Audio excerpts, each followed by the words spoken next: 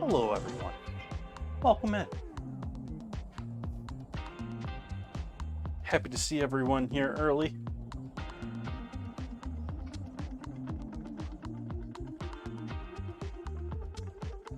Tuna tonight. It's tuna tonight. We be cooking with tuna tonight. I apologize, I'm just getting a quick wipe on the stove here before we start with a little sanitary wipe down. Alright, let's make some coffee. How are we all doing this evening? Welcome. Happy to see you, Will. Happy to see you, Cosmic.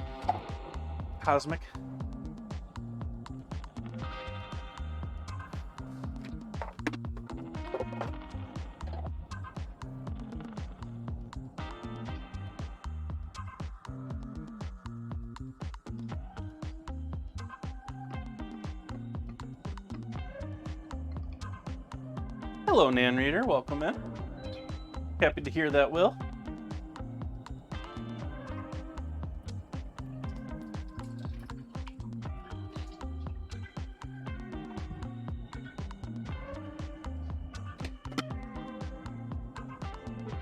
Coffee.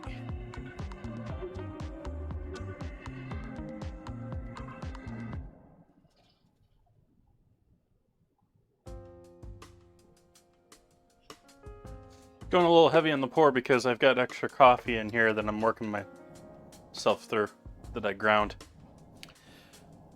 Fresh veggies today. We got some fresh parsley in the fridge. I got citrus. I got some cauliflower, or not cauliflower, cabbage. Do a little slaw action tonight. Gonna make some fried tuna sliders. And I'm gonna try making tuna into a cake tonight, which we'll see.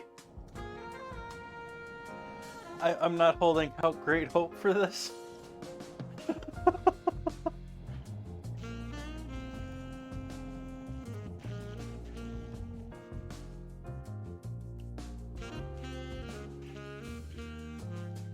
Nice.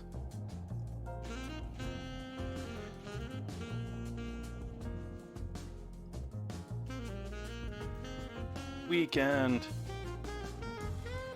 I just made my plans for this weekend.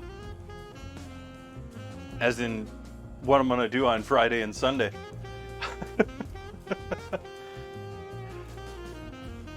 Friday I'm gonna do chicken and biscuits, because it's been a minute since I've done that. I like chicken and biscuits.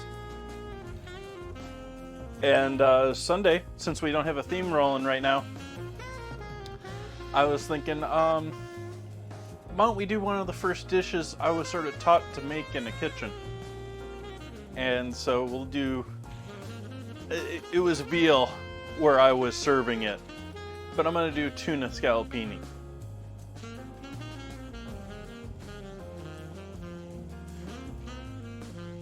Which,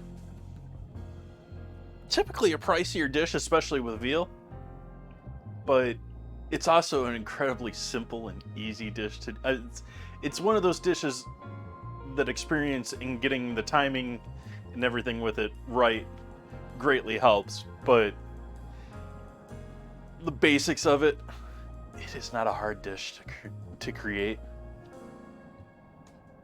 It's one of those dishes like a lot of pasta dishes are like that, where you can do it right, which is extremely hard, or you can do it okay, which just about anyone can do.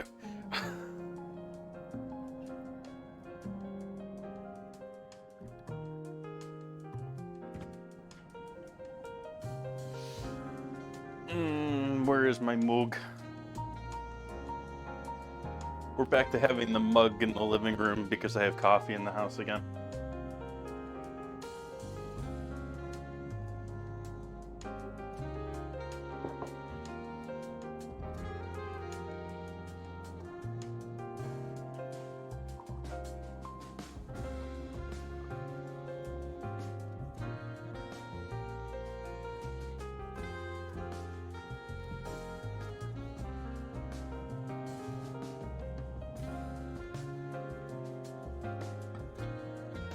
I was wondering in Discord, I was sort of chatting about this earlier today when I was figuring things out for dinner tonight. That, you know, this has been a very big impact on the tuna, at least in the supermarket, the packaging. And I was actively wondering why this, which is likely a cheaper package to create and is much more compact and likely ships much easier for cheaper. It likely has less of a water brine in there, or whether they use oil or water. And the only thing I can really think of is, I know that they do a lot of canning and packaging of tuna and products like that directly on the boats. And I'm wondering if it's the cost, a switchover of trying to get all the fleets to do this type of packaging is what's causing that cost difference.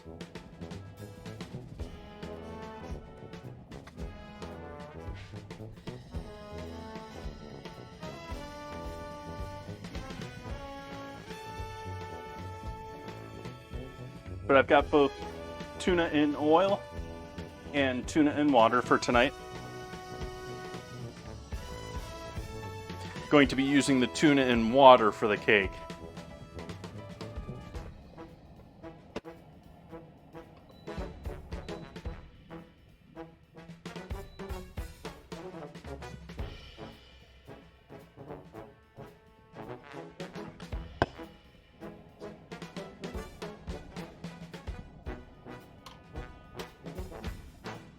Are you normally off Fridays? I'm rereading that. The first time I read it, it sounded like you're normally off on Fridays. The second time I read it, made it sound almost like, you know, it's a bonus. It's a 3-day weekend, which is awesome if it is true.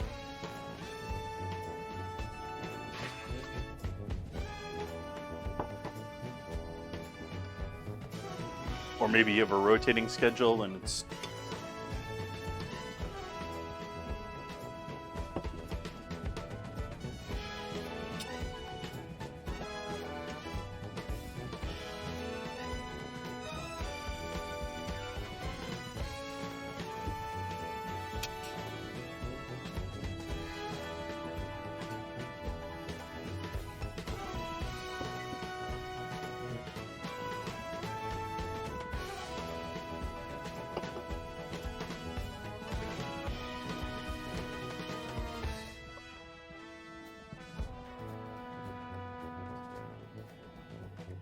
Nice.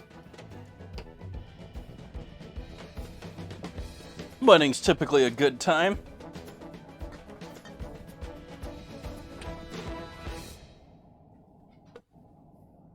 Especially when you don't have to stress over them.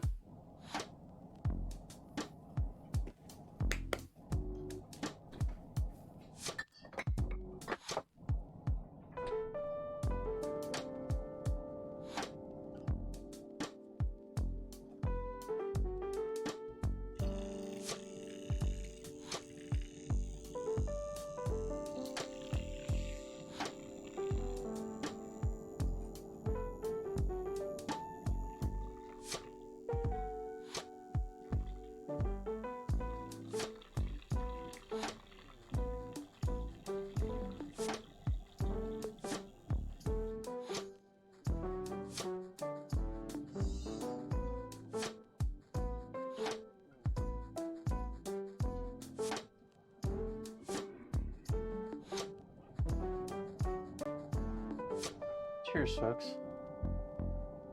Welcome in. Happy Wednesday to you.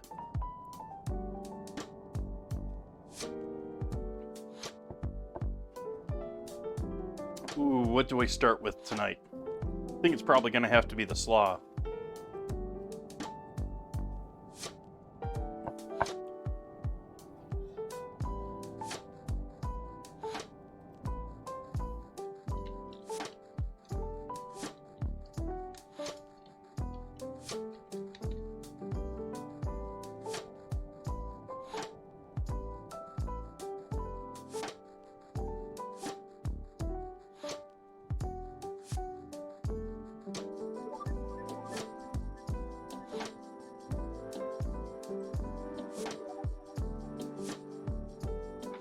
Alright, slaw time.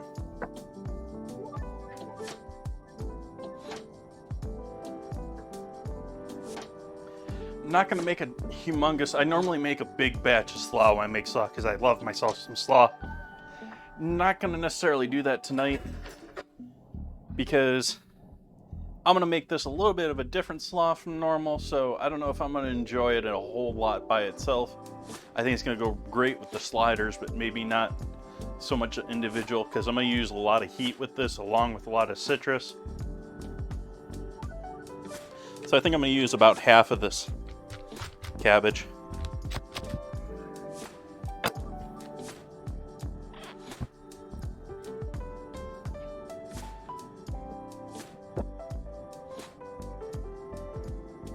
Welcome in, Penguin.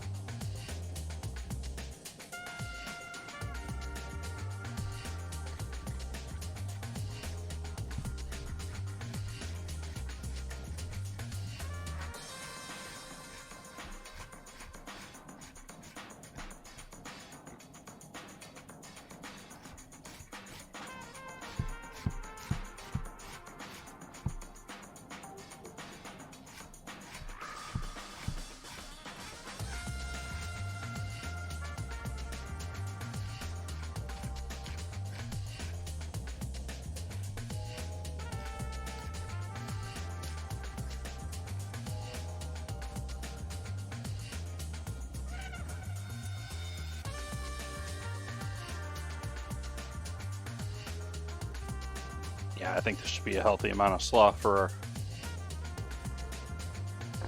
sliders.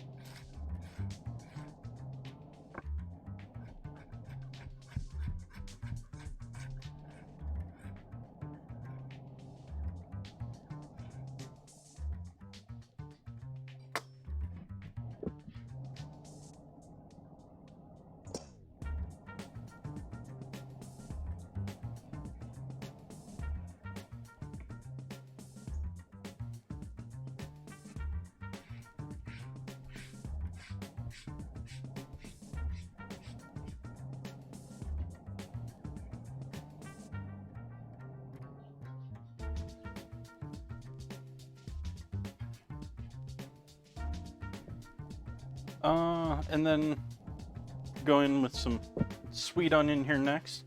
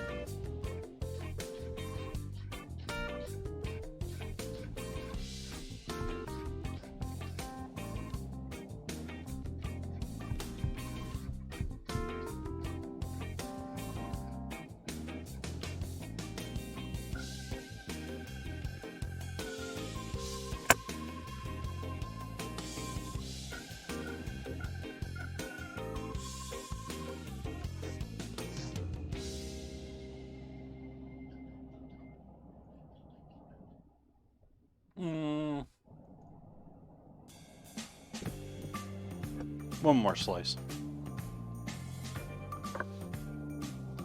I'm going to save this separate, and what I don't use in the slaw is actually going to go in with the tuna patties themselves. I could use regular onion. I figure I have this already cut up a little bit extra.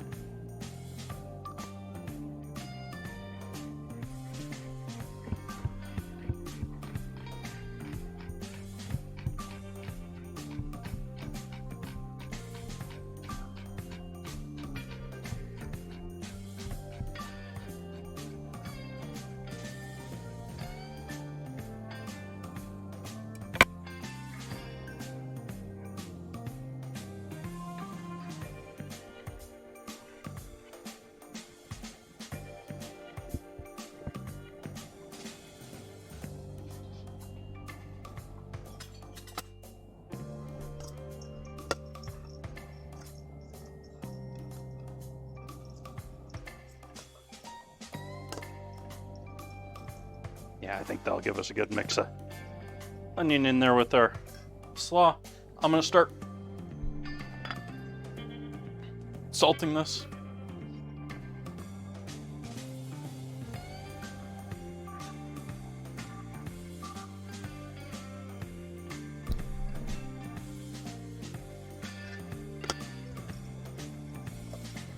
Start helping that cabbage lose a little moisture.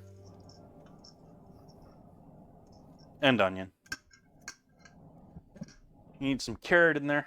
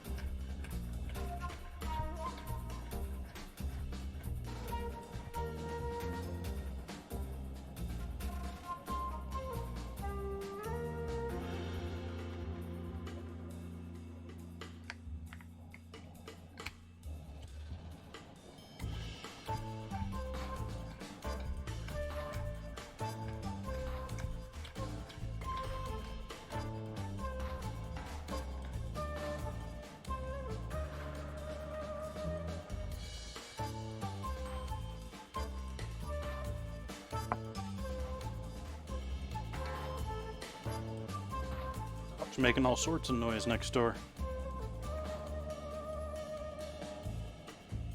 It was raining earlier, so it's probably the first chance it's been able to be let out.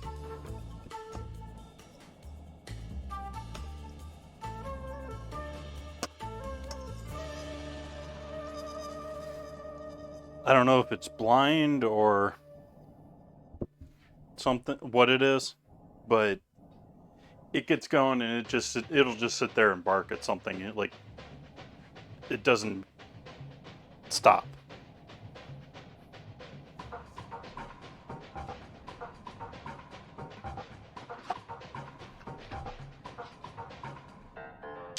And in the past, I've listened to it just sit there barking. It's not too loud that it's like disrupting me in the house, but I'm noticing it.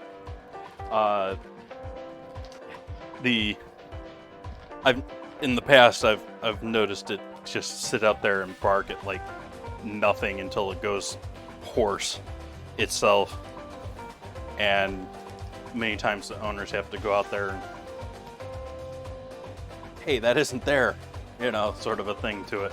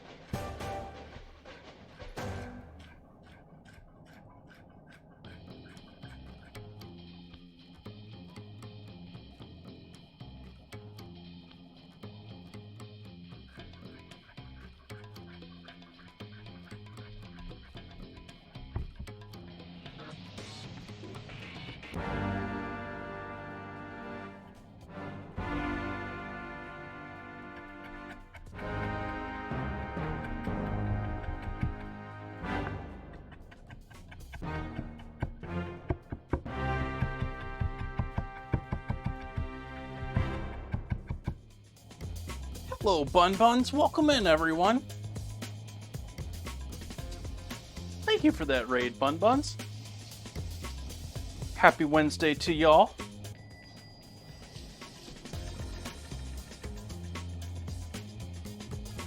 I be cooking with tuna tonight. It's tuna tonight.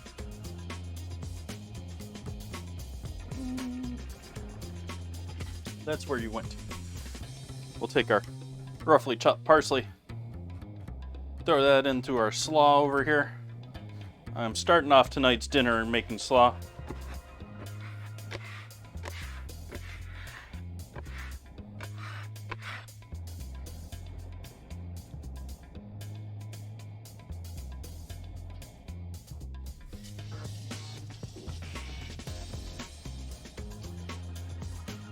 And we're gonna see what tuna cake is like.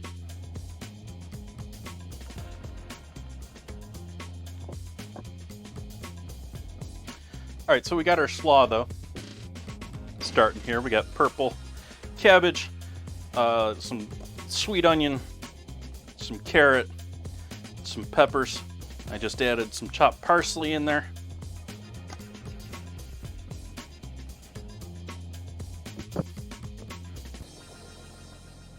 This is our current project.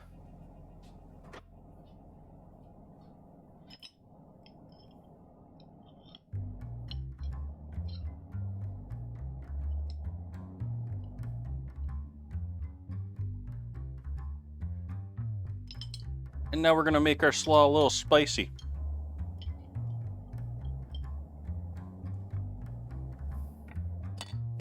And pour a little of the brine here from the jar in there too.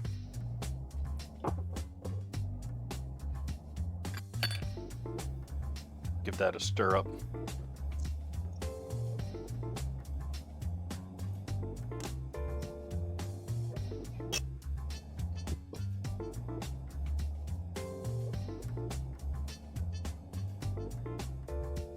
I think I can take those seeds out. I don't need those, even if they're pickled.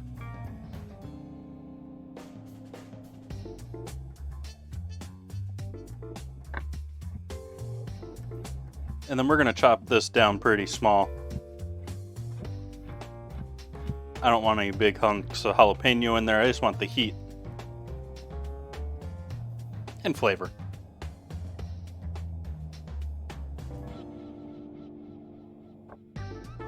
I don't do a ton of, jalapeno, I do mild heat, in my opinion. I'm not doing any of that stupid hot pepper stuff. If you see me use habaneros here, it's going to be for the flavor, not for the heat.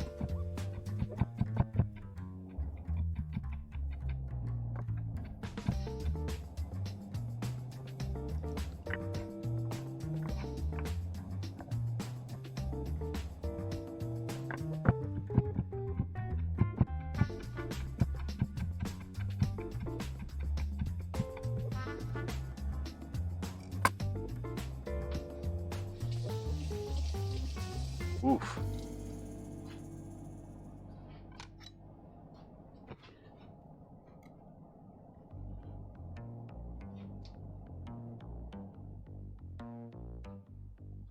Speaking of oof, I was surprised to see another streamer returning from Facebook to Twitch.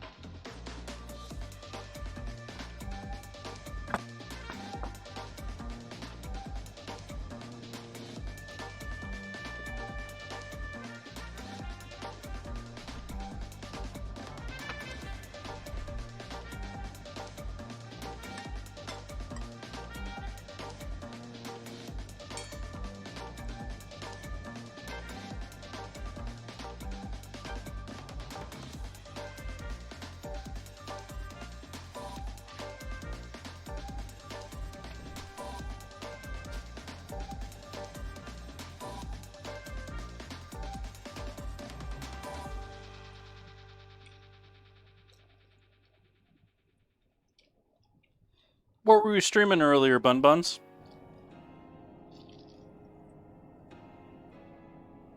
What were you playing?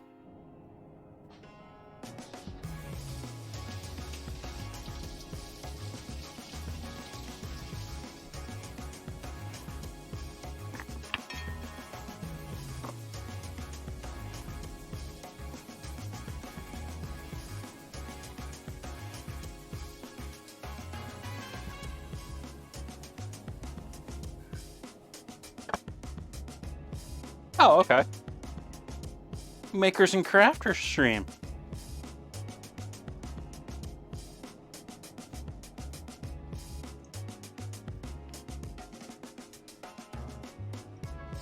What you working on now? Now that your headscarf's done.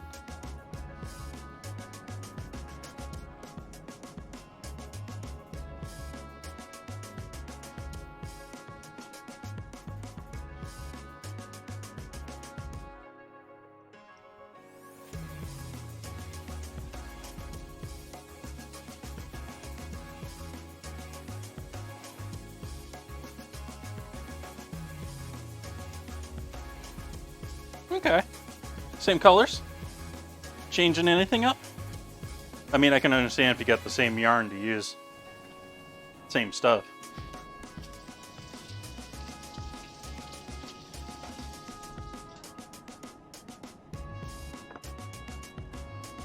I should have strained that. I was thinking that I could just quick pull out the couple of seeds that are in there, but this is just going to work better if I just strained it.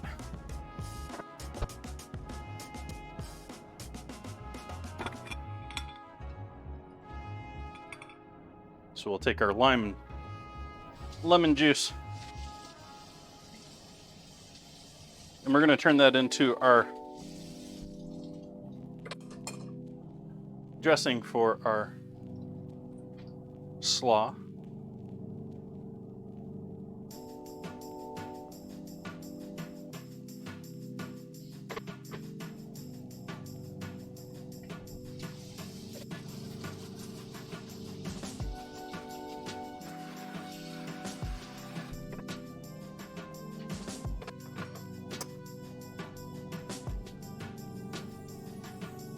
Nice.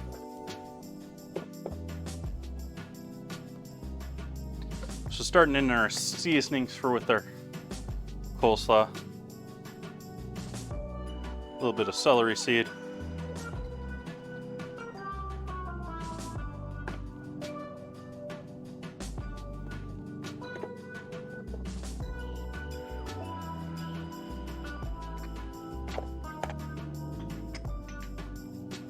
Light garlic. I put garlic in everything. And do I want to throw anything else in here with it? Oh, yes. Cayenne.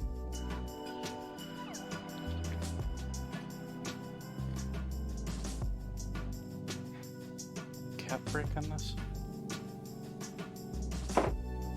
It seems like it didn't want to close.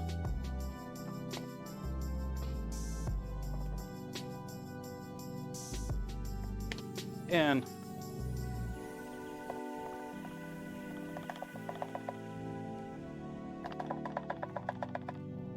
mustard powder.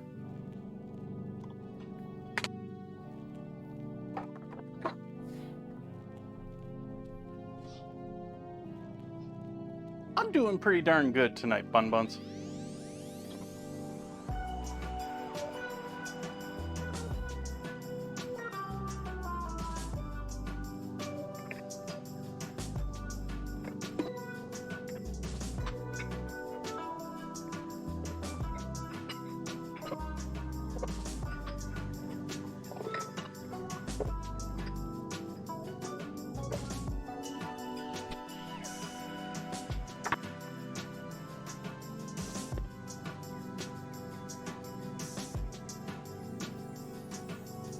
A little bit of freeze-dried thyme.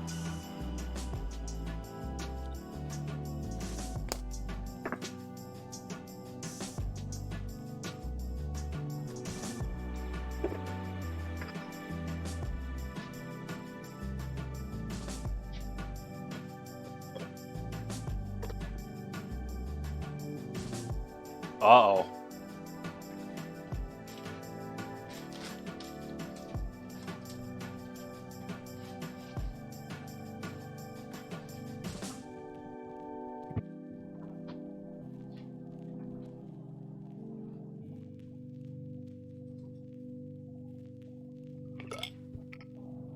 That did not come off as expected.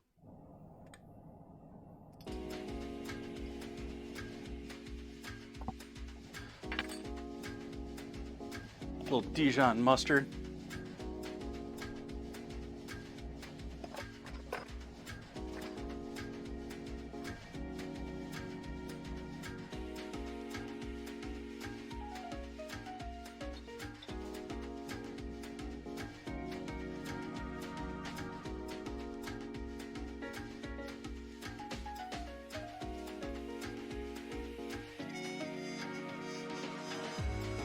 I feel like I clean this honey lid every time I use it, and every time I use it, it's still stuck.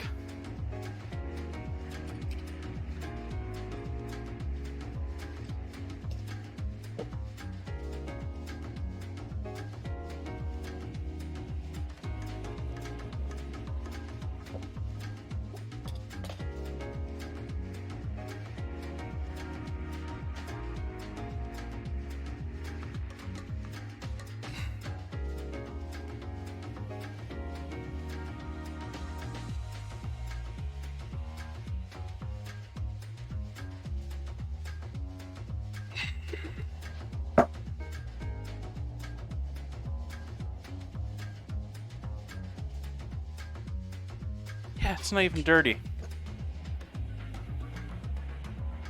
That's a little bit dirty. It's not too bad, though.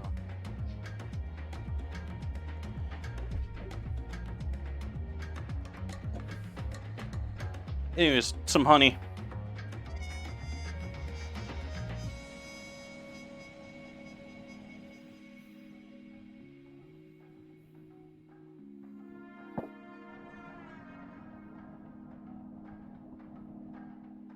So it's almost a citrus honey mustard dealio.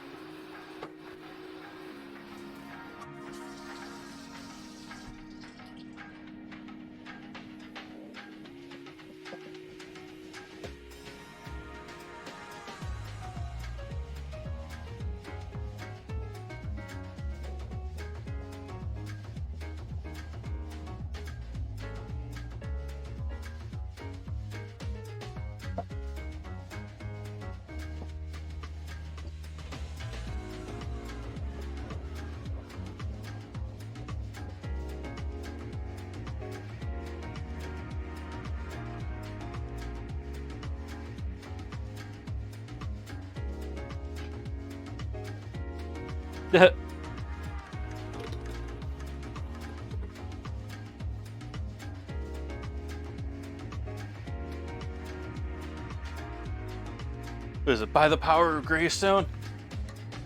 I don't remember what it is. I'm laughing because there's an inside joke there.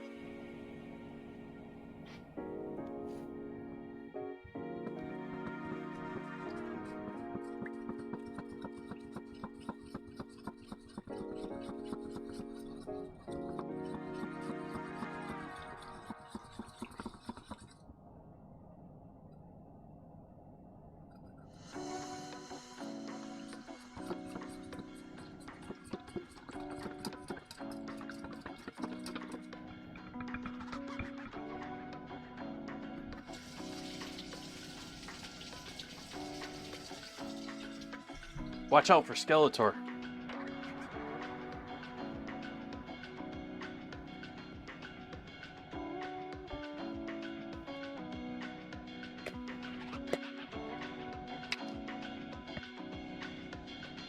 Just they still need you.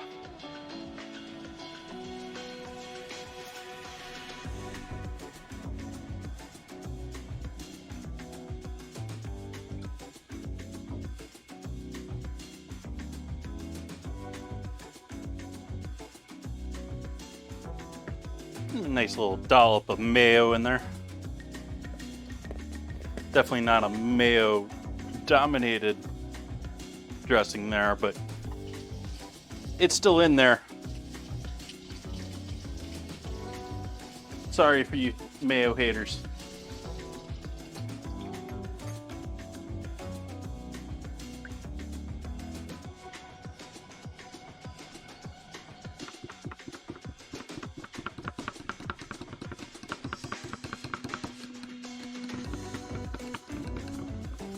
I mean, I don't mind mayo.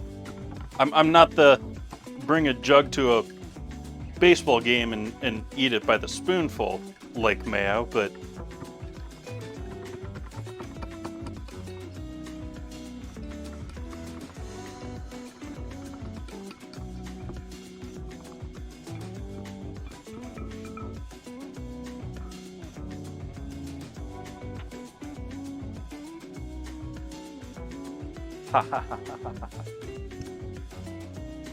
alright, that might have been too much dressing for this.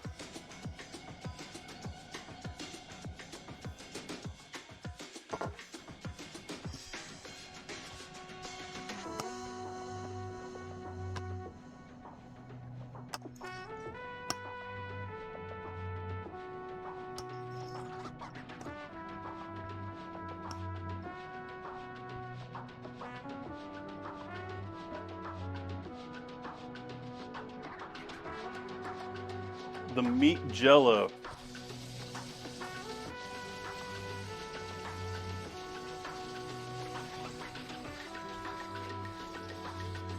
You mean like Do I remember the 60s and 70s?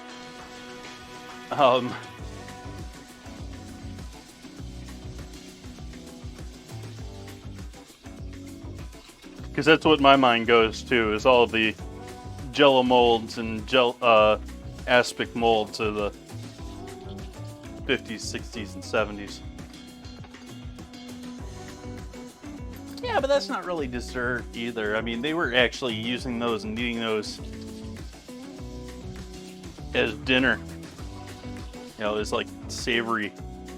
Actually, there's been a little bit of a revival of those from what I've heard in the fine dining areas of San Francisco. Apparently, there's several chefs that are doing very high-end, very fancy individual portion aspect.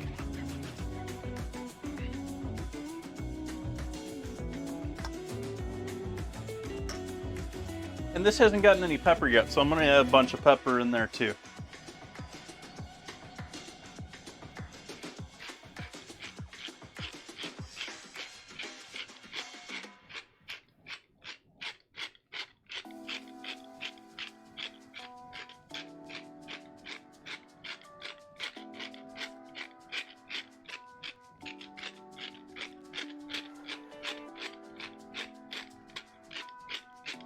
Getting low on pepper in this again.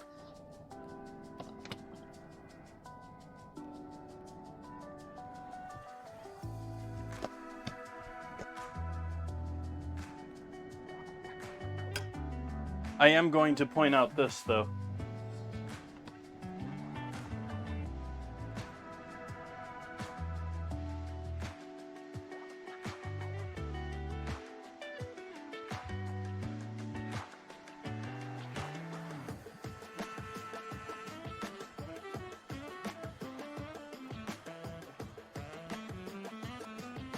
I am going to point out it's going to have to take a bit. This has been in there for, well, since February of 2021. New weekly theme submission. I almost want to say no to that, Bun Buns. Not because I don't mind gelatin or Jello, but I said it before in the Discord.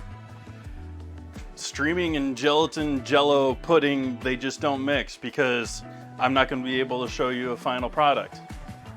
It's going to take overnight, or it's going to take hours in the refrigerator to cool down.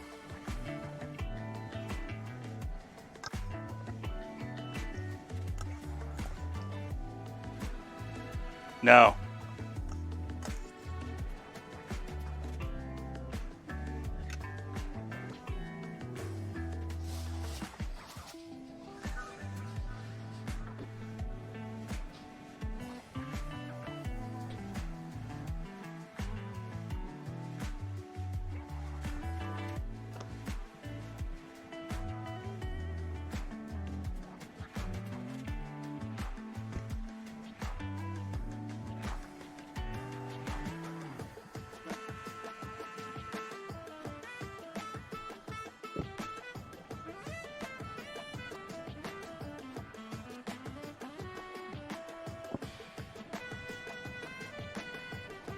Waiting for that ad to play out.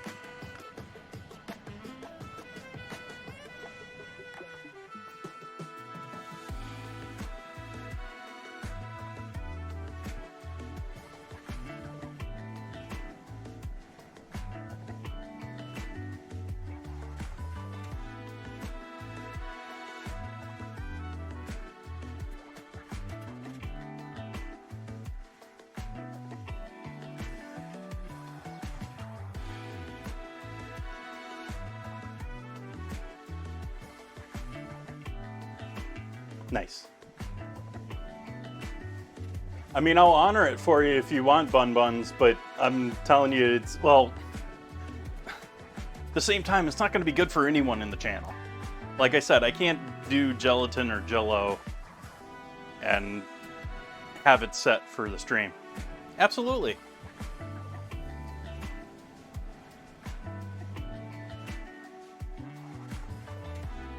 You don't have to pick anything too. I can give you back the points too if you don't have. I'm not trying to put you on the spot.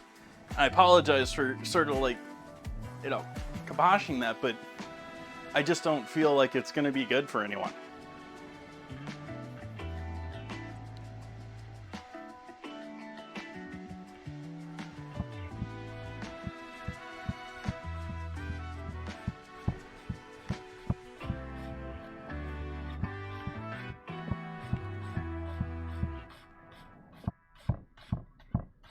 Spam? Absolutely.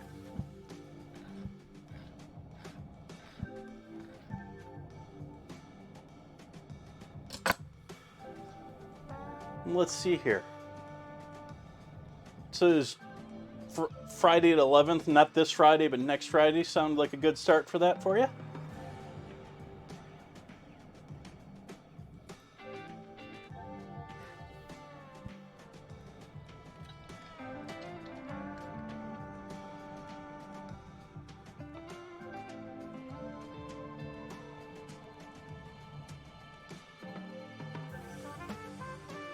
And that's on the calendar.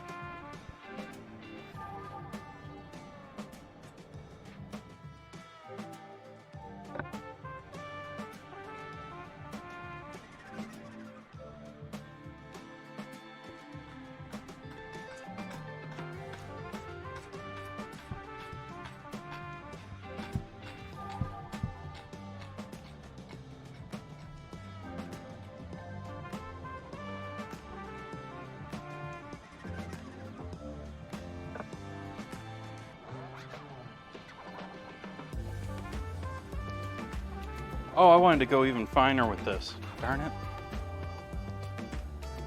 I guess I'm gonna rough chop this finer.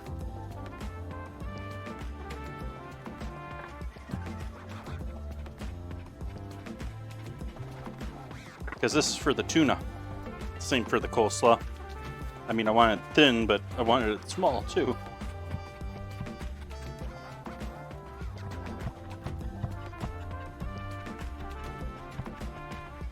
No, it's all right, Bun Buns. I apologize again. Like, I'm putting the challenge out there, and it just, yeah. Sorry, Bun Buns.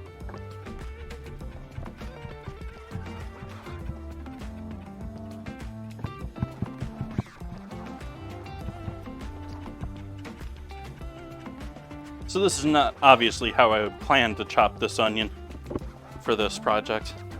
I would just normally cut it much smaller, but I messed up. I goofed.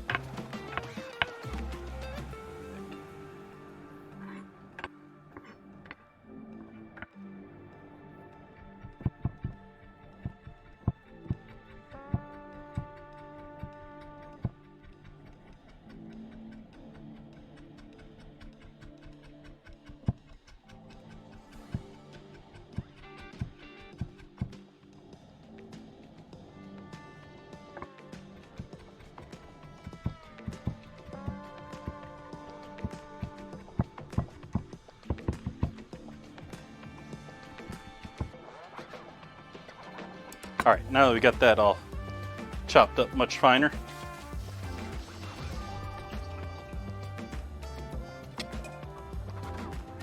yeah, roasted garlic is amazing.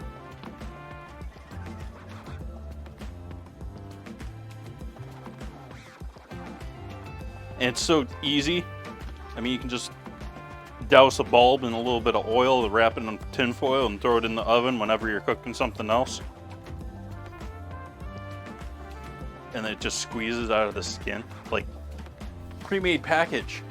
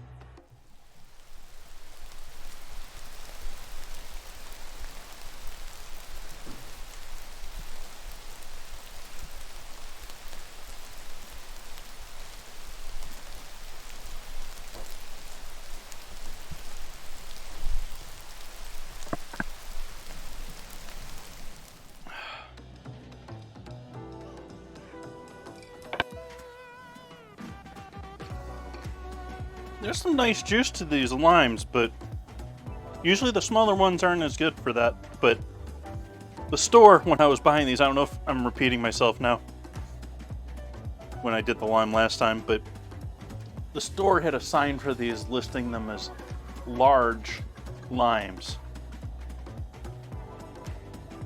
I don't know that that's really large.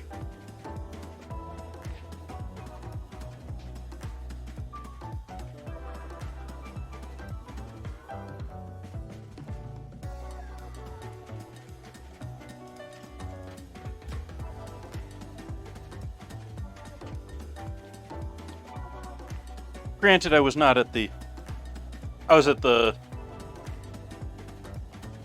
trying to save a buck. I was at the cheaper supermarket tonight.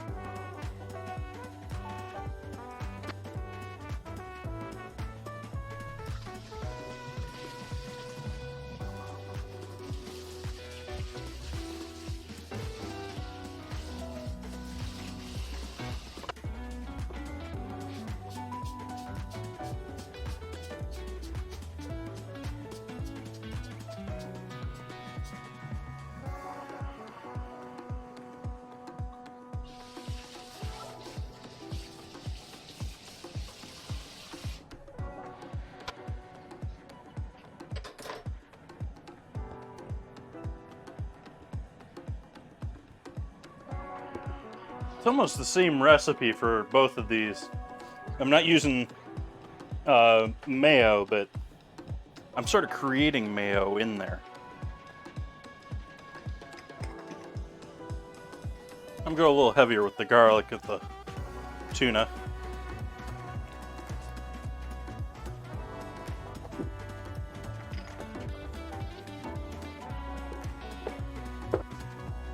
More celery seed.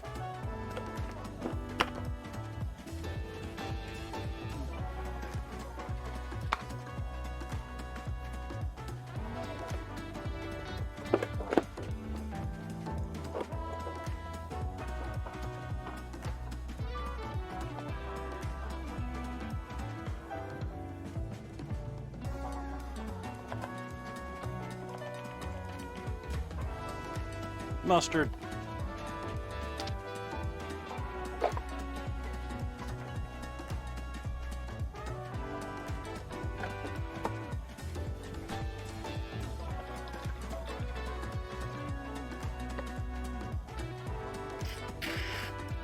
Mustard.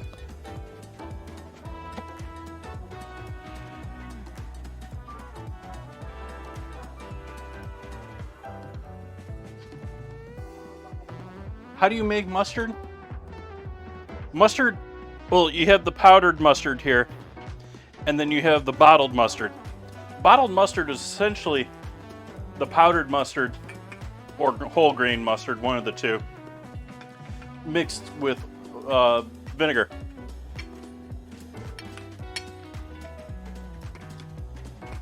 Now, it might be a weak vinegar, or... So it's essentially just a seed puree with vinegar when you're using either the yellow bottle stuff or the whole grain Grey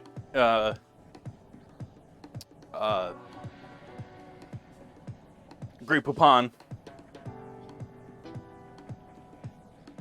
Is essentially just mustard seeds, and I actually thought about trying to make mustard at one point with my business, because I know, at least here in Sonoma, a lot of the vineyards will actually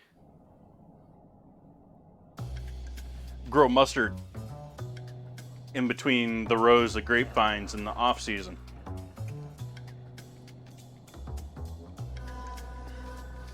Or in the down season for the grapes. And I was like, well, cool, I can just grab that, from you guys and use that in the farmer's market. It'd be awesome. And that's when I learned about winnowing mustard, because it's extremely hard to collect all of the seeds from it. You have to winnow it, which is either centrifugal force, or typically you beat it in the air and allow the wind to carry it. The seeds are going to drop before the chaff falls off due to weight, mass. And so it's a little hard to extract unless you got a tool specifically for it.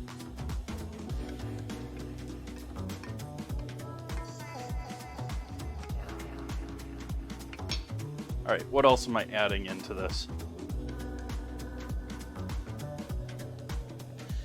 Cayenne and parsley.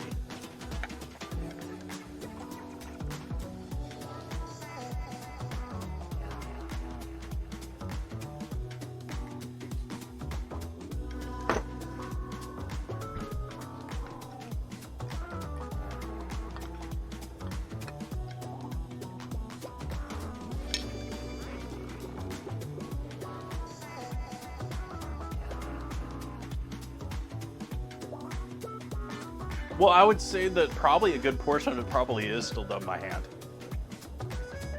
Like, they love to show farmer, images of all the stuff that the farmers use and tools and stuff like that, but most of it's done by hand, whether there's a machine for it or not. Like, you got to consider a lot of these newer ones, these ones that get all the hype and publicity about, growing apples in these weird little stumpy trees with machines that can go between them. Someone had to plant that entire farm to do that. It's not common yet. It's becoming more common, but yeah, we need to make a huge leap in farming tech. Huge leap.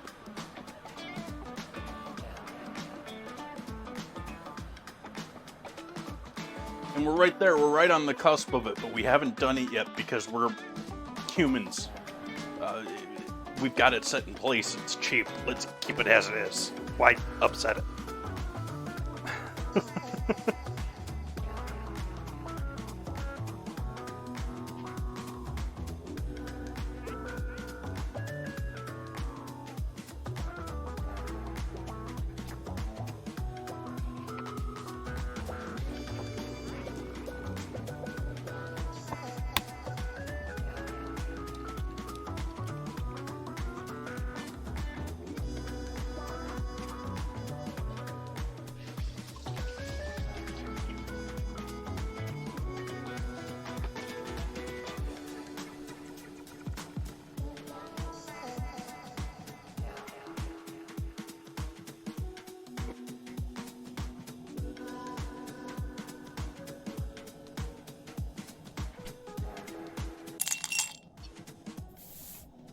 Hey, Ozzy.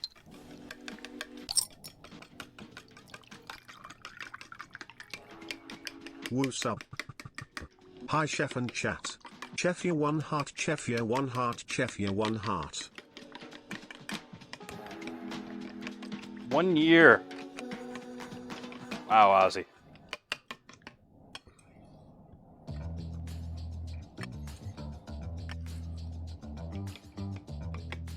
Thank you for that resub. Welcome, man. Happy Wednesday to you.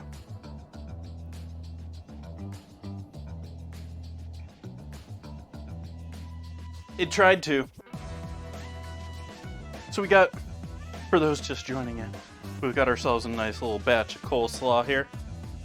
And I'm working on the beginnings of my tuna cakes for the actual sliders I'm doing tonight. No. Don't get ahead of yourself here, Ozzy. When have you heard of a 3-month labor?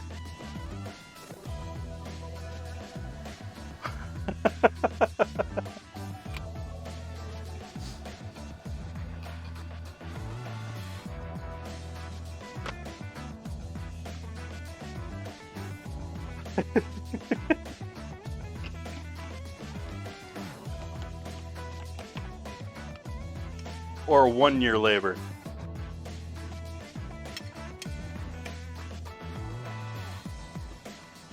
Either the baby's 3 months old or it's still cooking.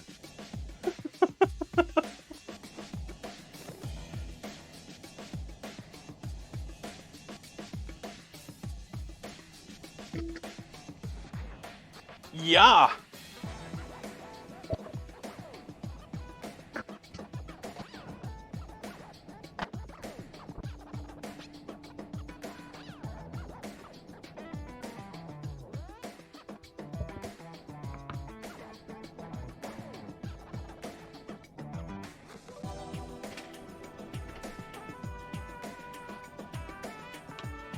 Get the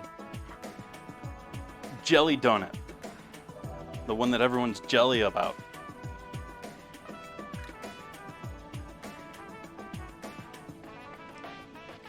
And I'm gonna ditch majority of the oil with the tuna tonight.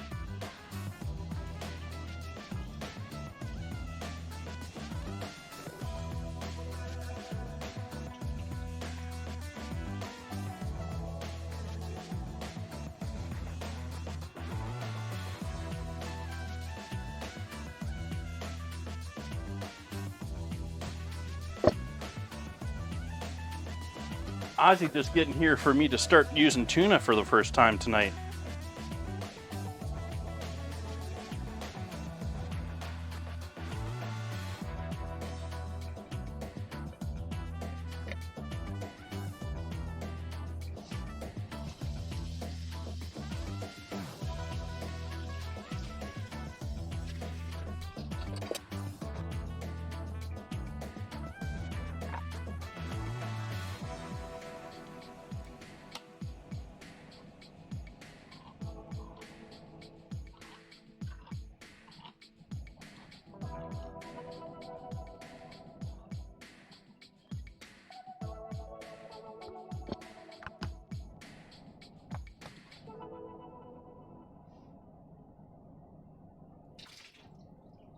Wait.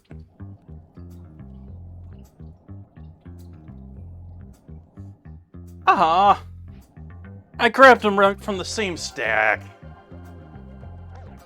I was like, wait a minute, that isn't oil.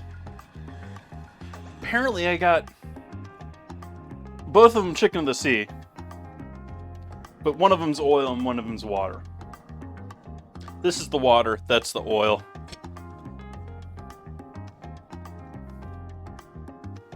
It would have been a problem if I was making Caesar salad and wanted the oil or something, but...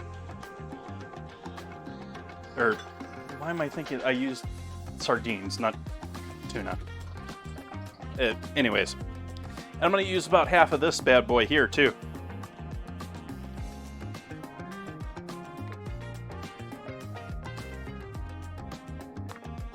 If I can tear this open.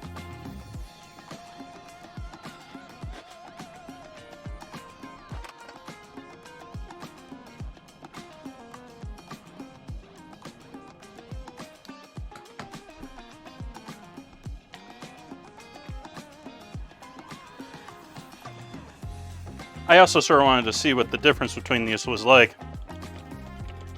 And you know what? I don't even need that, I don't think, for the cake.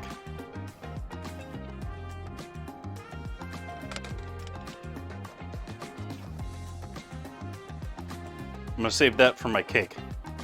I'm doing a small little cake here with our tuna. We'll see how that turns out.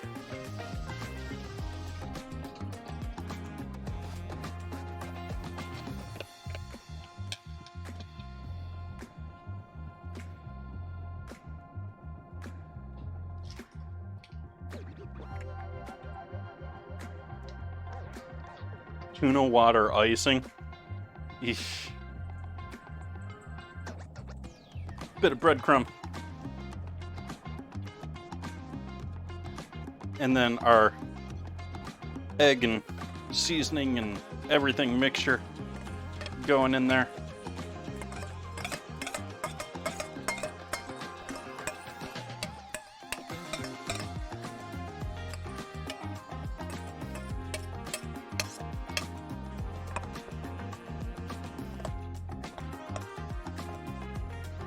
And I'm not going to worry about keeping the clumps too. I'm going to have to form these into, like, cakes, so... And we want the flavor to be throughout, so we don't want, like... This isn't like... It's, not canned tuna. You know, some nice sliced whole tuna, where I'd want to keep it as a nice chunk. Not too worried about that here. And I think I want a few more breadcrumbs in with that.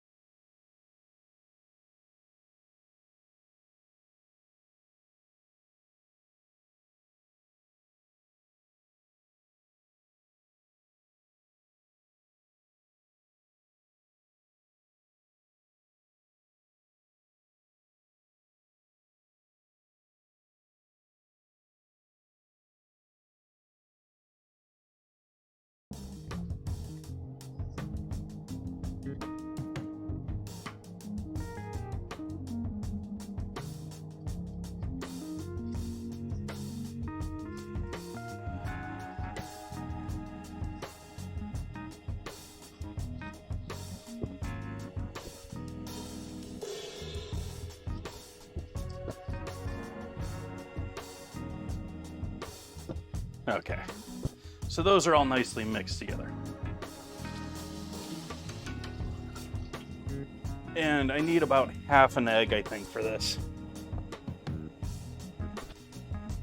So I think I'm going to throw the extra egg in with the tuna mixture that I get left over.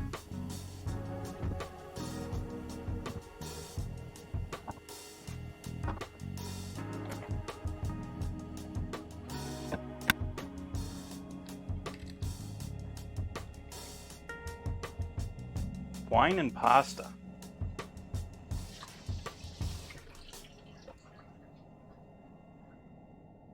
Like the wine in the pasta, or I have tried making red wine pasta before and the color didn't turn out the way I would like.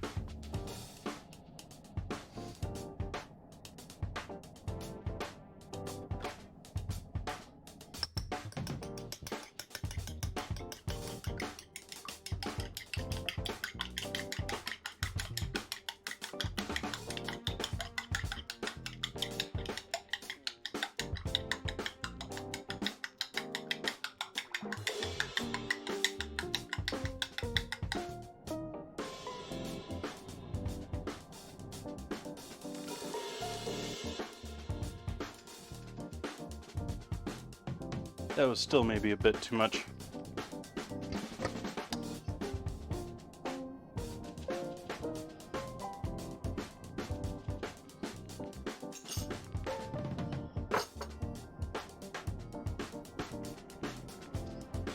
I thought and hoped so, Ozzy. I was getting more than...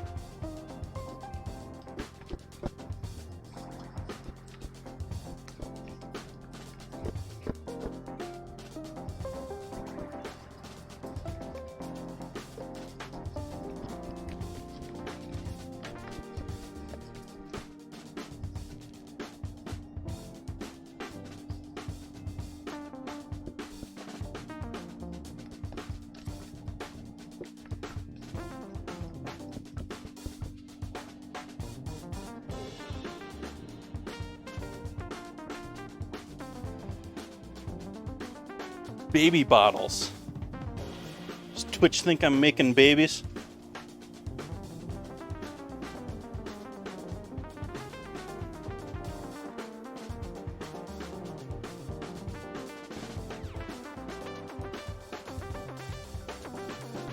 Seems to be a theme for the evening. Yeah, no. I'm not gonna do that. I was tempted to do celery seed again, but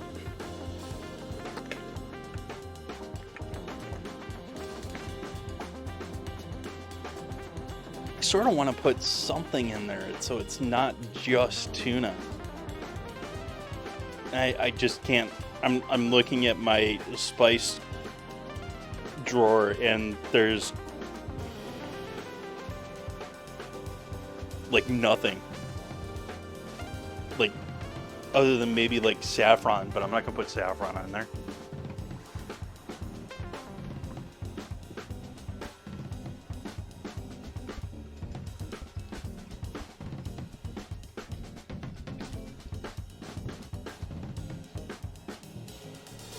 Cumin, I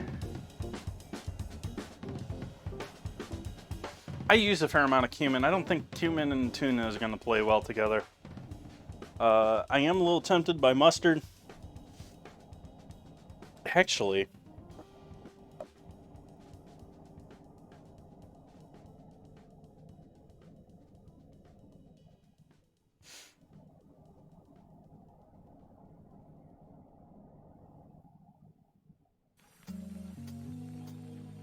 let's try a little curry powder.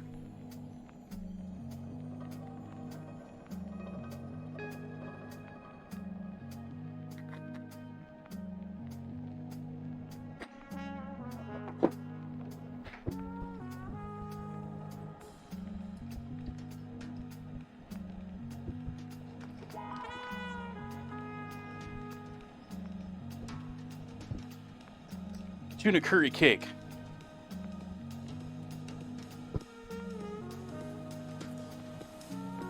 Which, that has a little cumin too, which is you actually got me thinking about that.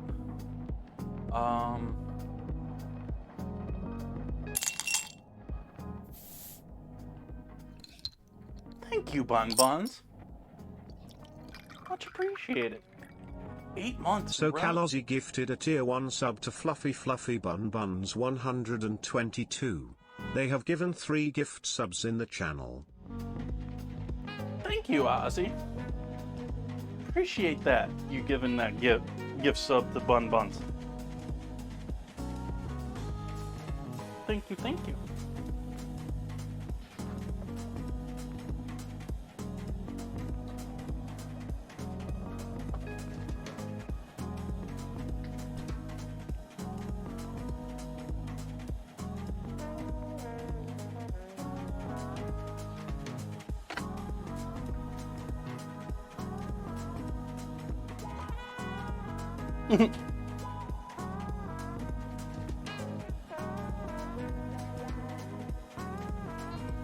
Little splash of dairy in there.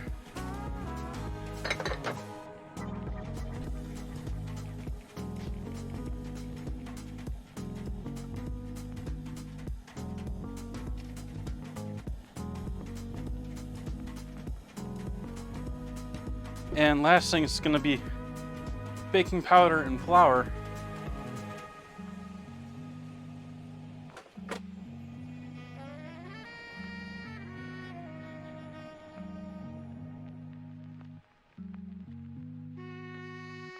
And butter up our tin here.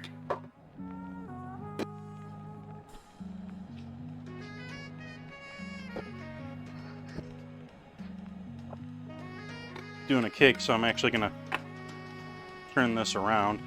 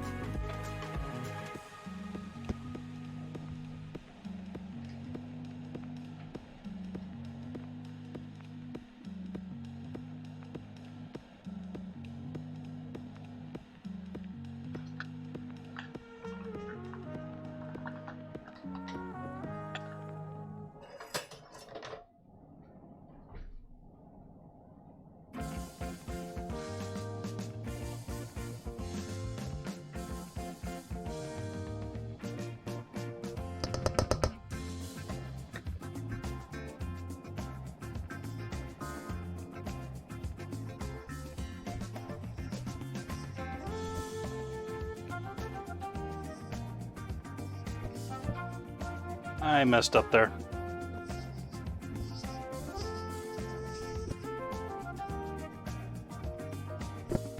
Yeah, that was too much flour.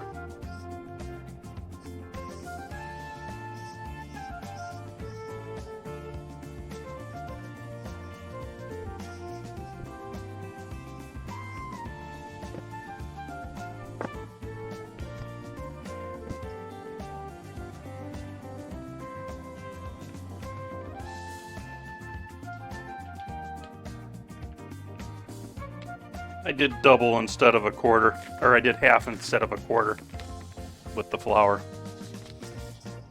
So I'm gonna add a bit more butter and sugar.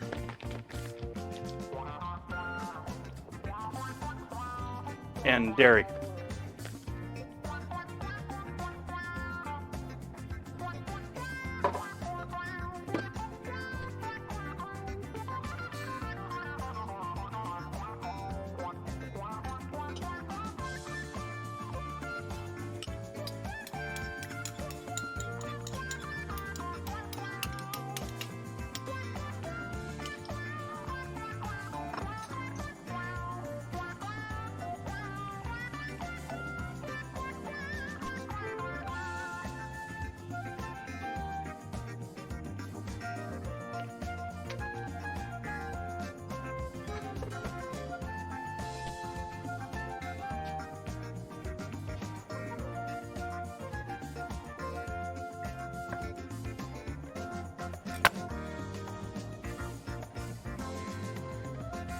it's too hard to do that.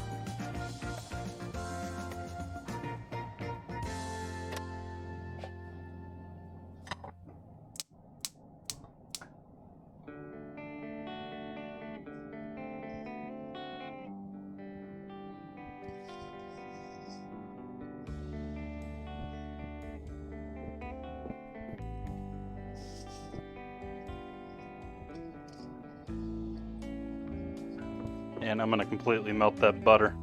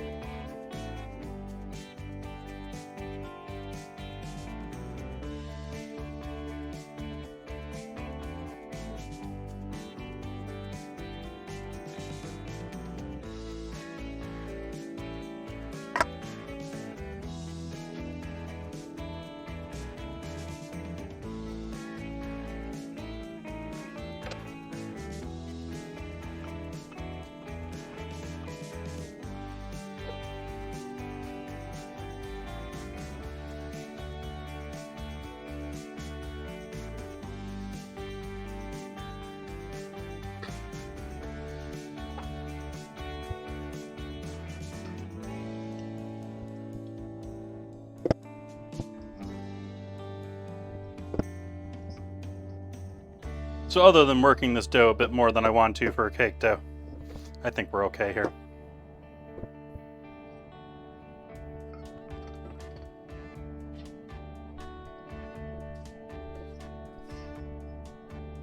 I just added a bit more of the other things we need in there. And so we'll have hopefully a double tall cake.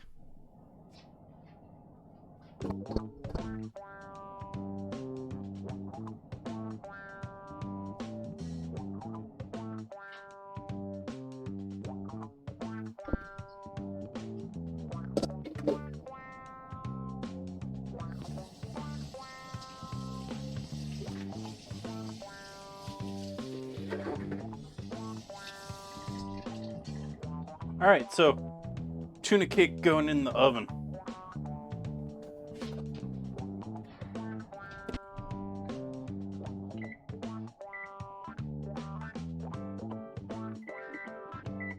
Take a look at that in 18 minutes or so.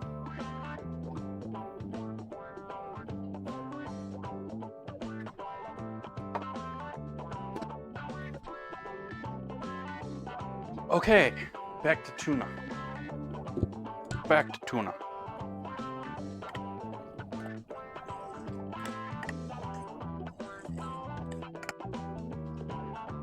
Got a fair amount of breadcrumb in there, but we're gonna add even more breadcrumb into this equation. The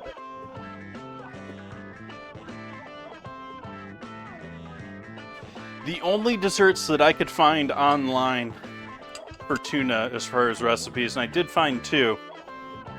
They were both out of a Japanese news blog that actually has some interesting stuff in it, because Japanese do all sorts of weird food stuff. And it's actually where I got the brie burger idea too. But they had a article with both these were both out of the city in Japan known for like where the seafood in Japan comes in. And there were two dishes that they had. One was not really a tuna filled item, like there was a little tuna in it, but it was more like a red bean pastry with a shape of a fish head type deal. And the other one was like a madeleine, and then had actual little chunks of tuna in it. Both of them, they said the tuna flavor was entirely overpowering. It was horrible.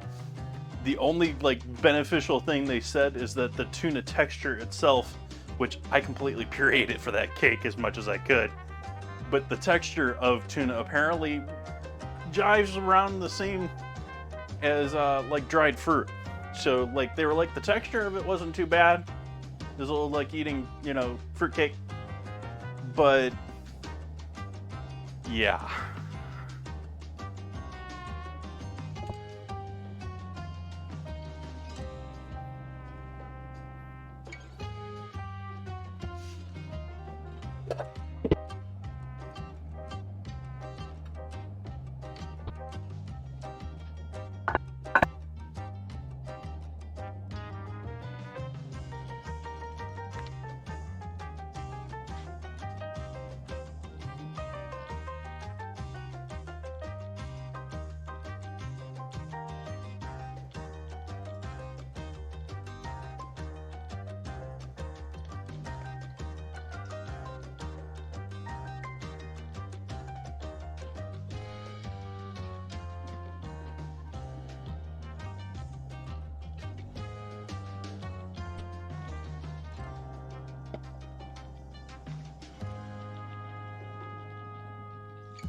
Grated Parmesan.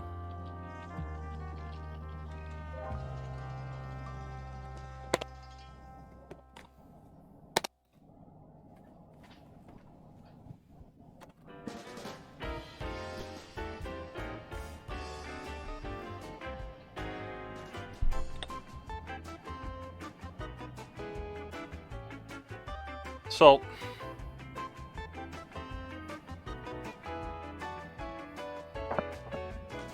MSG.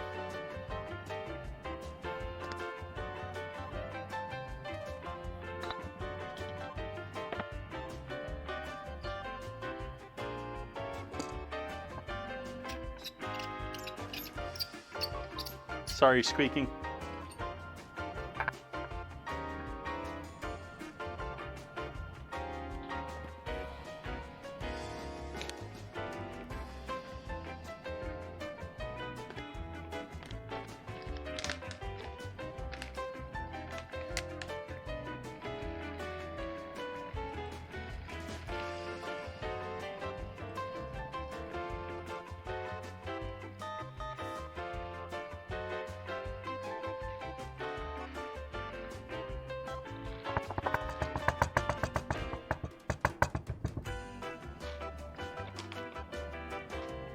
Slightly overfilled that.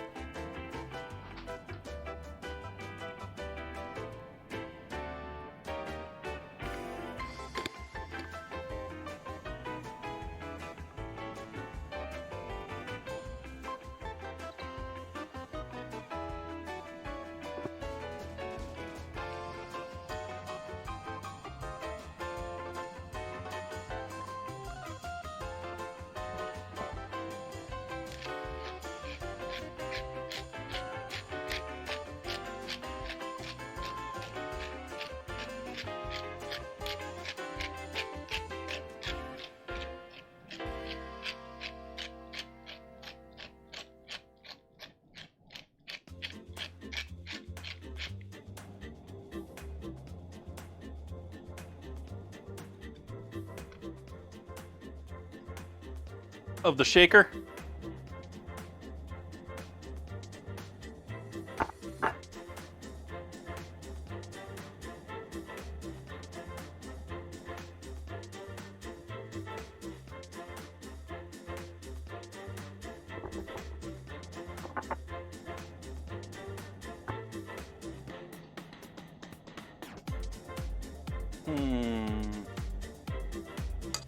Actually, I sort of want to use this spoon to scoop.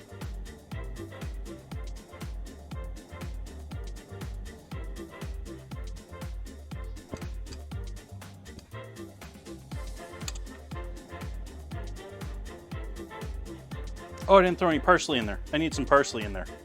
I bought the parsley to throw it in there. And the slaw.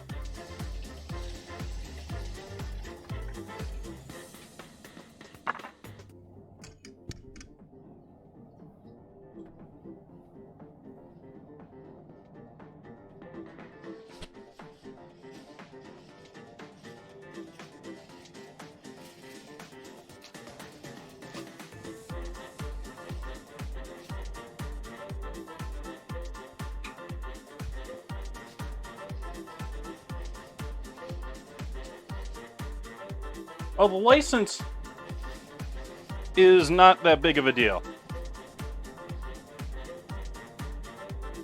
For those unfamiliar, there's in most states, I'm unfamiliar what state or country you're in, but to respond to you, Ja, depending on what state you're in, the food handler's certificate or whatever that is not a big deal. That is, just go ahead and pay. I mean, I understand if you're tight on cash, you can go ahead and study it ahead of time and take it without the course. But I highly recommend you just pay the extra money and take the day course. They go through everything that's on the test. They practically sit there and tell you the answers. And then you take the test. It basically takes a day out of your life. And $100-200 and you're set for next 5 years typically. And I don't know, it may be 300 now with prices going nuts on everything, but you get what I mean. Actual school for culinary, I would say don't bother it unless you're going all the way. Like, don't go to Le Cordon Bleu. Don't go to one of these small little, aside of maybe Schoolcraft in Michigan, don't go to like a community college or something small like that. Because if you're gonna do it, go all the way with it. Because, I mean, you've done the experience. You know what you're getting into. And really, school is a bit like essentially getting into a really nice restaurant. Whether you go to school or not, you get into that nice restaurant and you're going to be starting at the bottom. You're going to be hustling your butt off. And, you know, your name is about the same at that point. The idea is the school is giving you the bonus that you're going to hopefully jump up a bit quicker.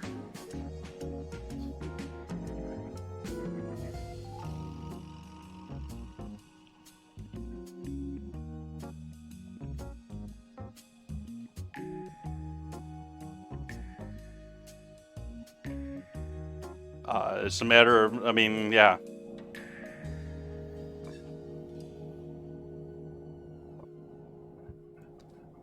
And obviously you want to go to school. I mean, I made the assumption there that you're wanting to go into restaurants since you've been working with restaurants and that. Definitely college if you're going into food science or packaged goods or anything like that.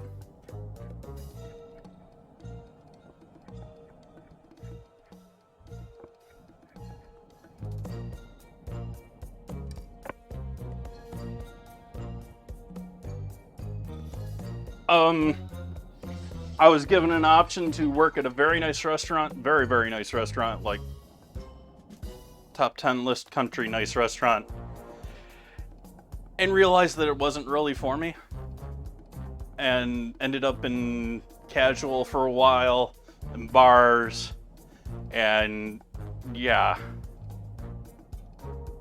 But I also sort of went the route of, I've worked myself up in places, but at the same time, I basically went the route of starting my own thing and putting myself at the top at the end.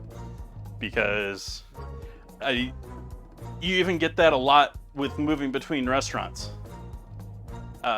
It's why, another reason why you don't get people to stay there forever is because you get to sous chef and you're going to end up being a cook somewhere else when you start somewhere else. Unless you got a really good mouth and you can talk someone into keeping you there. And so it's going to be one of those. You ever see that gif of the guy climbing upstairs and then jumping in a trampoline and keep going back and forth, and it's a long struggle of small steps.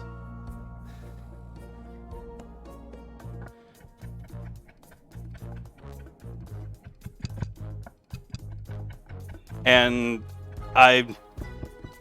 restaurant world, yeah, it's going to take it's still not recovered from what happened in the last couple of years, and I think it's going to take several years to get there. Yes, I also went to the CIA.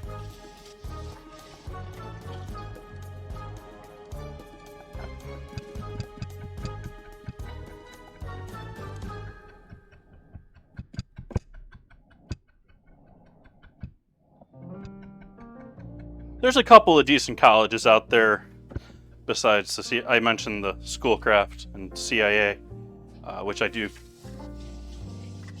New York campus CIA, if you want to go.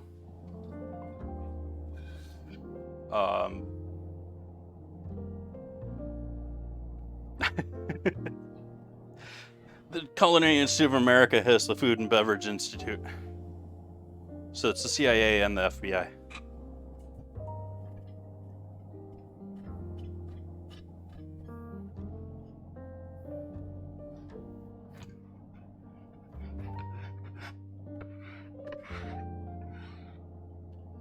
I wouldn't recommend going to one of the smaller CIA campuses if you're interested in the Culinary Institute. I would suggest going to the New York campus. Like, there's one not too far from here in Napa that's a CIA campus. It's got a gorgeous Master Chef level kitchen, which actually is a standard. And by that I mean it's a kitchen built to the standard to handle a Master Chef test.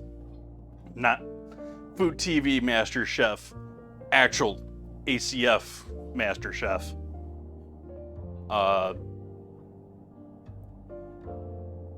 that's about the only kitchen in the place. Like, they have a couple of demo kitchens and they have this one student kitchen there, which is gorgeous, amazingly beautiful kitchen. Has all the tools and toys you would ever want as a cook, a chef. However, you compare that here in Napa, which granted it's in Napa too, and there's a whole bunch more wine there that probably isn't in New York. In New York, you've got like 60 kitchens. Like, that's not a joke. That's actual. There's at least 60 kitchens on that campus. And like restaurant side, well, like can handle a whole class kitchens. Not like, I was going to say restaurant kitchens and then I remembered what New York kitchens are like.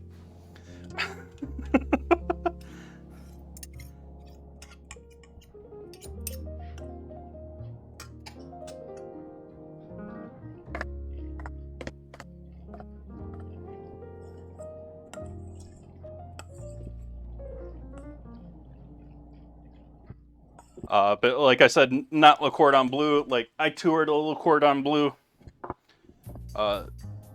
And I remember during the tour guide sitting there saying that they thought this was the biggest culinary library in the U.S. And I was sitting there thinking, huh, the CIA that I'm currently going to has a 3-story building library. And you're talking this little room's the largest culinary library?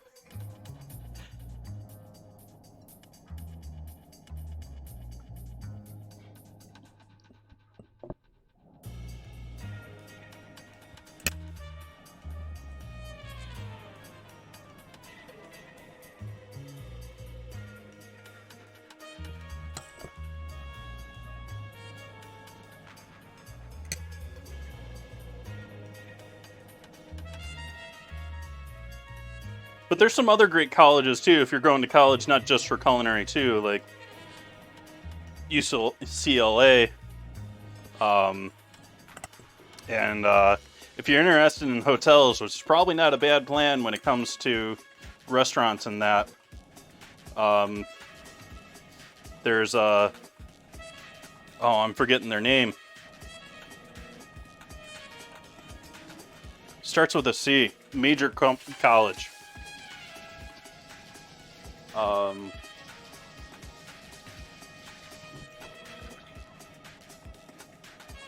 Like, people think of it and think culinary too. Like, but they're like known. They have the Culinary Institute in New York has 4 full-fledged sit-down restaurants. The one here in Napa has 1.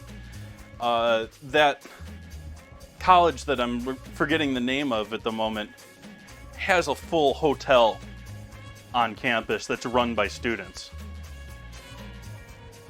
They've been talking for years and rumoring for years about the CIA building a hotel. And I don't know if they're ever going to get around to it or not.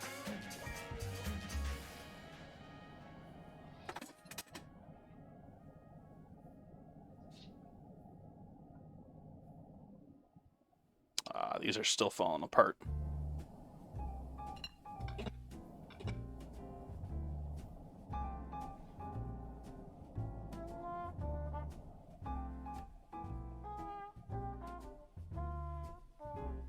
Without the heat to get that egg to solidify it, it's...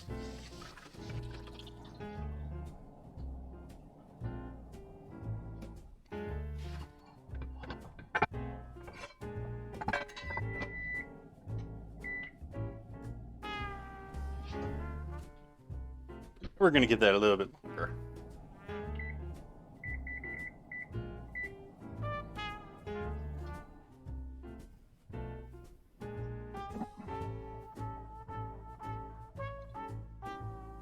I bought some organic canola oil just because the store I was at didn't have any sunflower yet.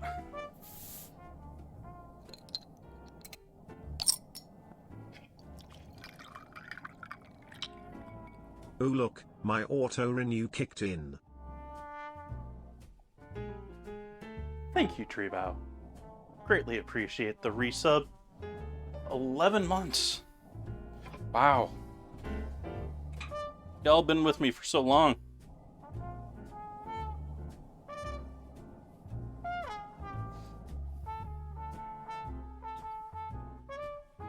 Oh, hey, there's like a poor side.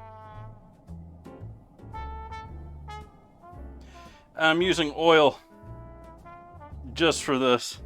Normally I would do a bit more oil in the pan for frying, but this oil is going to be tuna oil after these.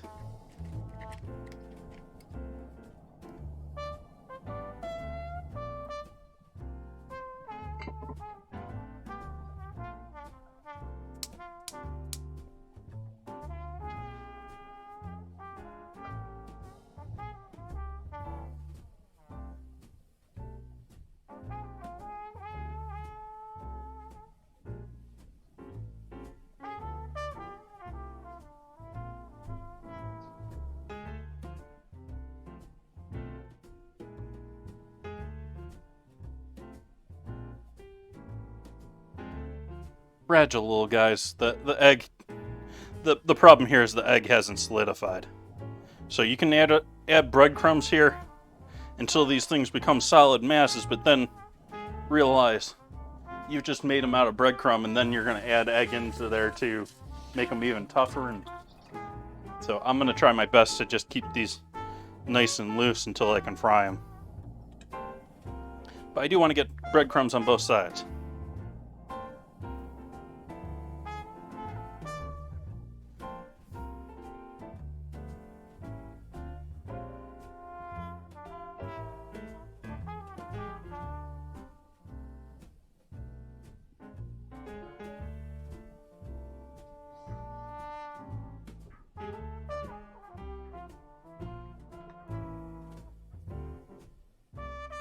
Staying on the same scene so long tonight that my stream deck's falling asleep.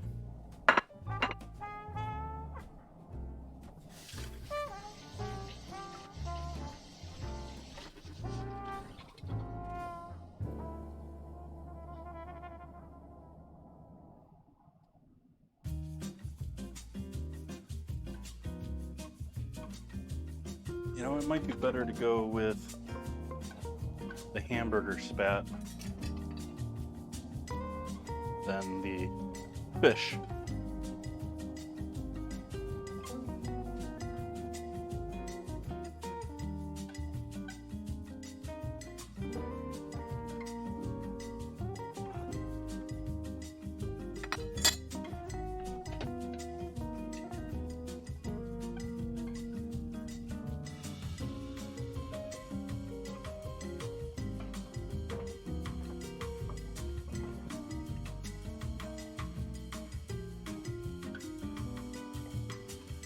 About 200 degrees there. Give that another moment to warm up.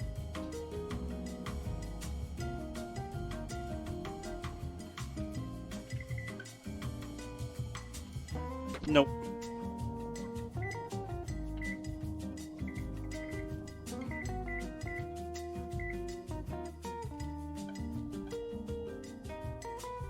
$18 to $24. Okay, so we're going beyond the recommended or expect bake time on our, well, the recipe I'm following also doesn't have tuna in it.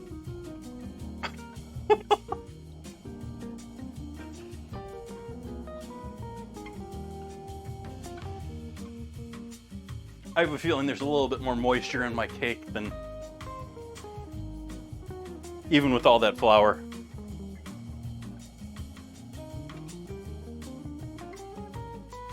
Let's temp this oil again. We're still not there.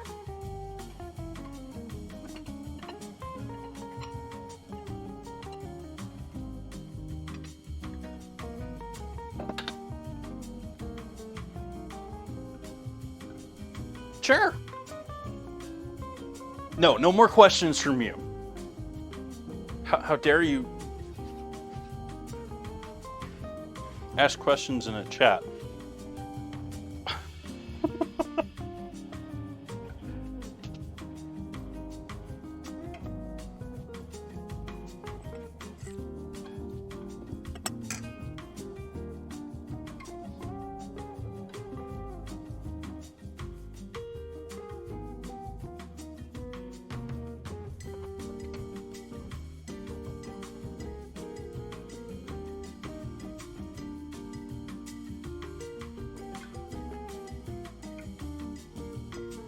Mm-hmm.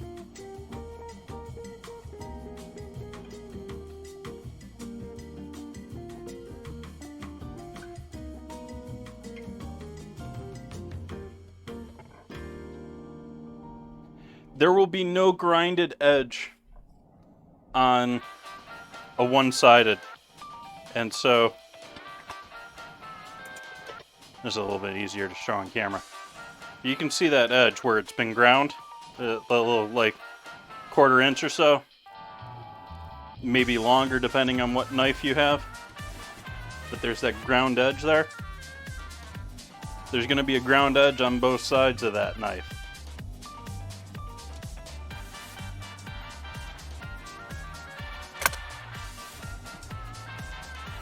I don't know if I even have any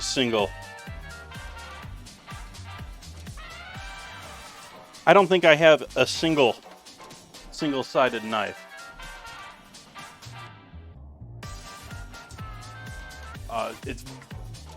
But yeah, it's quite obvious the two sides are not the same if it's a one side.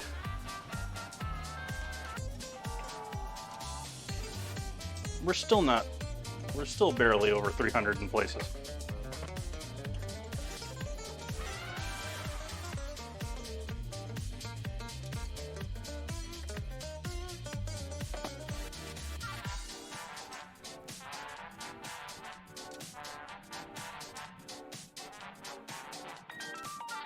Yeah, you don't want to sharpen the other side on a one-side blade. Just because, I mean, it's going to take so much off of the knife in order to get it at a proper bevel.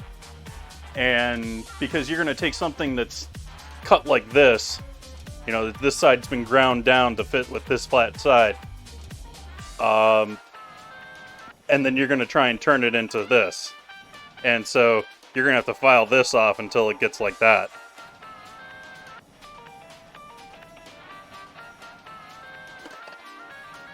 Here's an example of a one side. You know, you got that obvious grind on the one side, and then it's flat on the other side.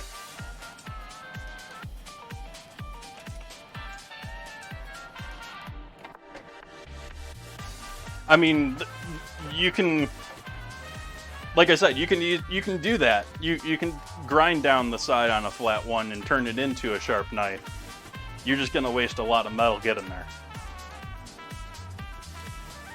And the reality is that you're probably, unless you got a machine holding it level, you're probably going to end up with a knife that's a bit like that.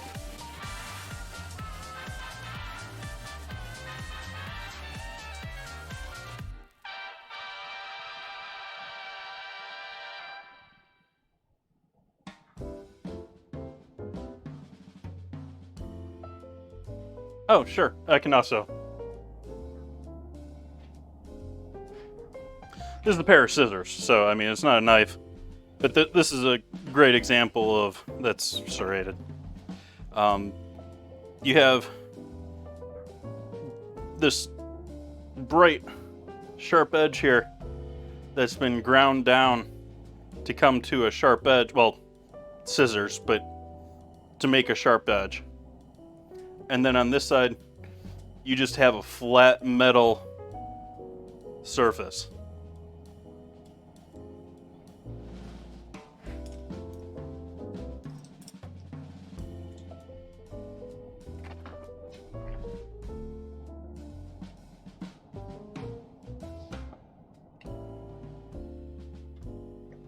All right, 350-ish. Let's get this tuna in the pan.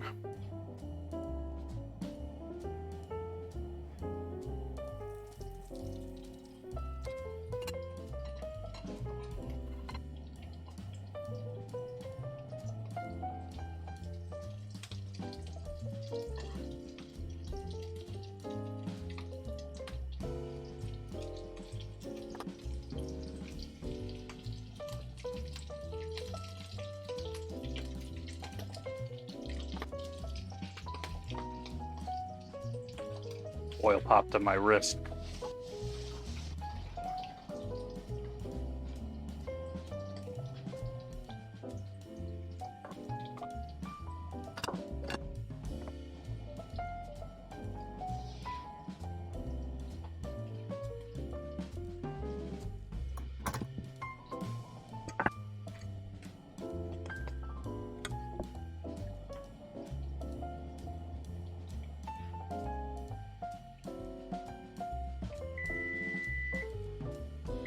Oh, hush.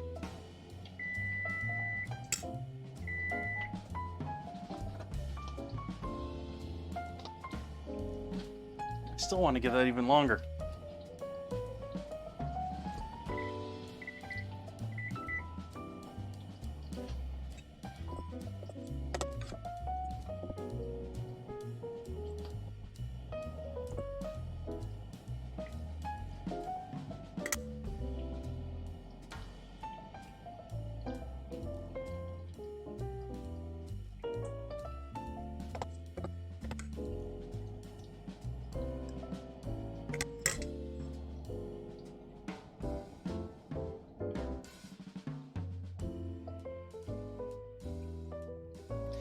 Don't know what to say. I was just complaining the other day.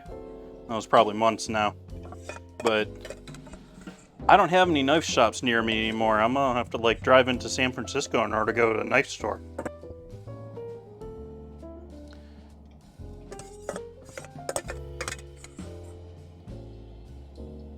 But I'm certain there's somewhere on the interwebs a better photo for you.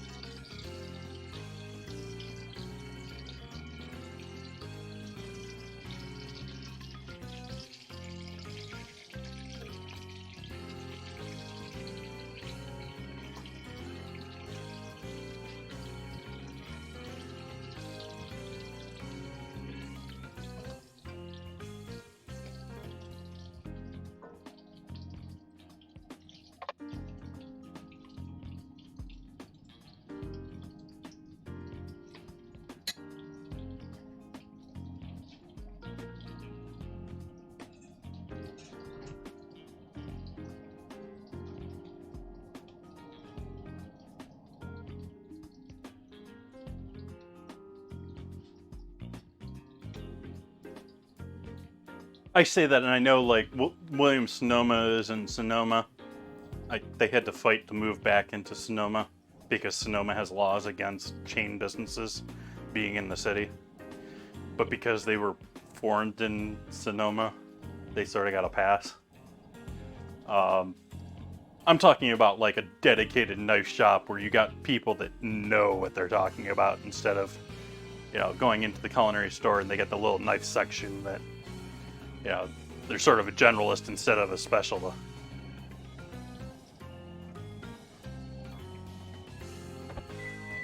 That's actually pretty common out here, Reba.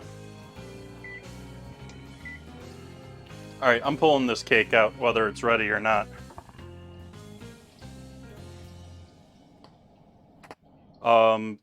Most of the cities, like, there's a fair number of cities that are sort of like the cities that have chains.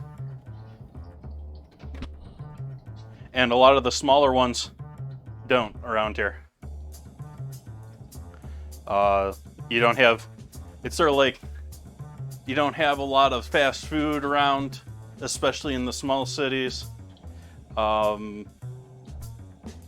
Yeah. But Sonoma is very much old school, we got money, want to keep our city the way it is. Very gentrified.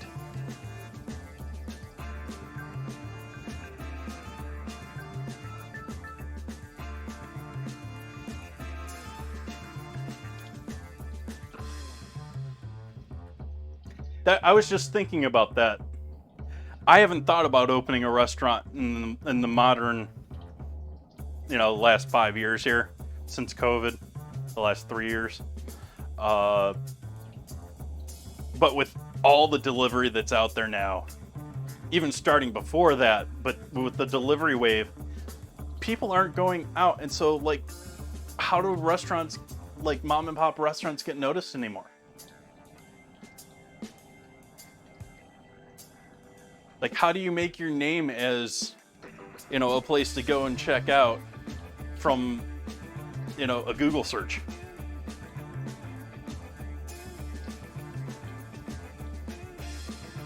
Absolutely true. And, like, since I've moved here, like, so many shops have closed. So many specialty shops, so many niche and culture things, just because of the cost of real estate.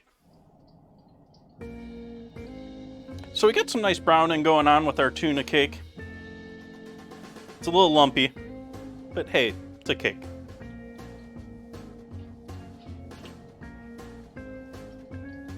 That's actually, yeah, I have a little gripe with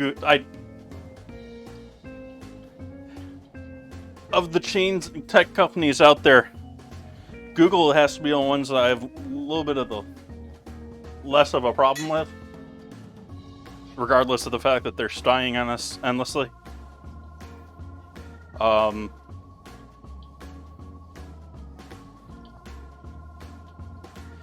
And they are very much buying into the delivery services and are advertising them over other options, and yeah, allowing you to go straight to menus and stuff like that. That obviously is not going to happen for mom and pops.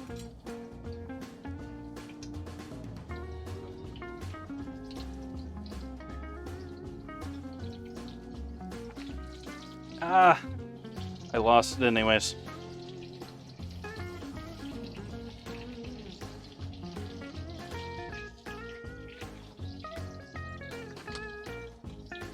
Actually, I'm just going to take that one as is. That one's looking pretty tasty. I think the egg's probably cooked in that. I was just hoping flipping it would get some.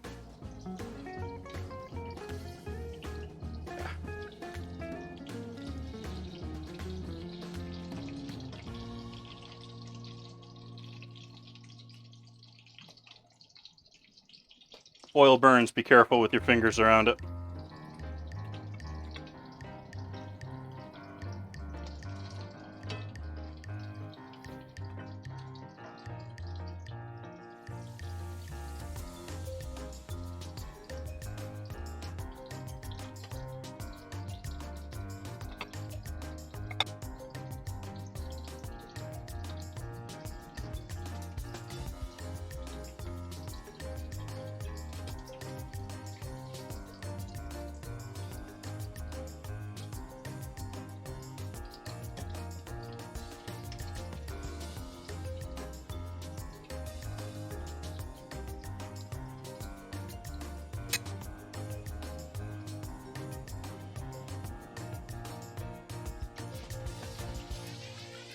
It'll still taste good. It'll still look good, I think.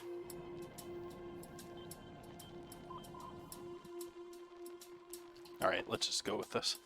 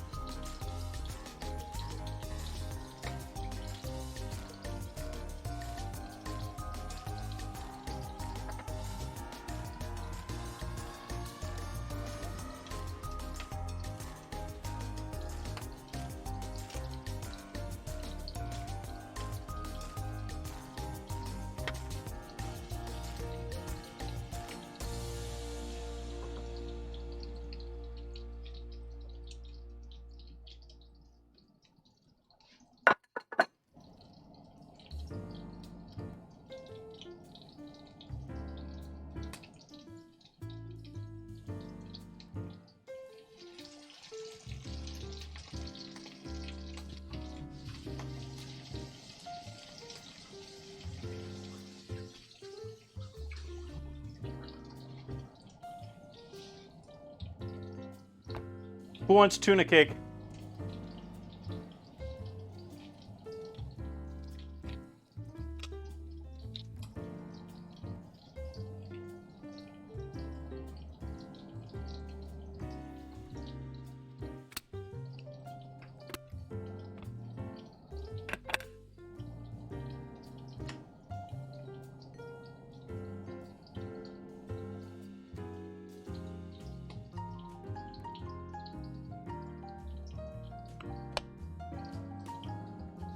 That's gotta be someone's nightmare.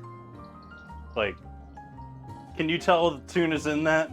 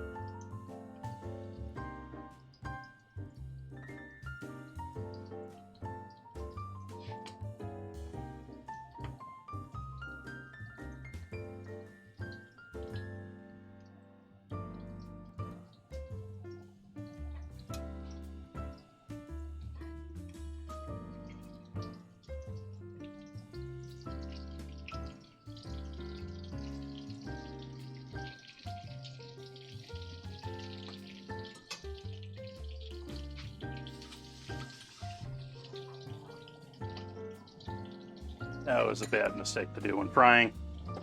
Don't do that with your utensils when you got oil going on.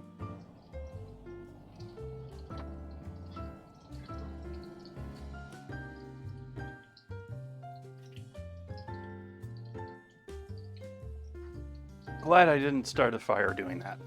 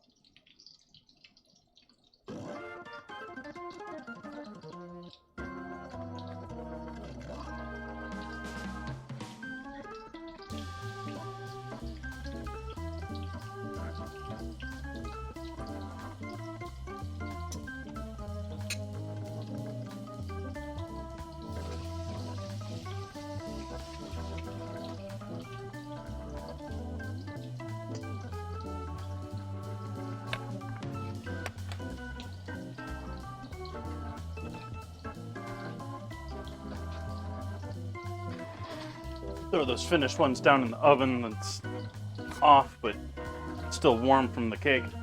Make sure it's off. And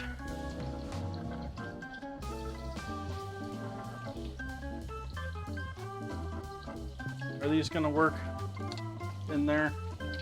Yeah.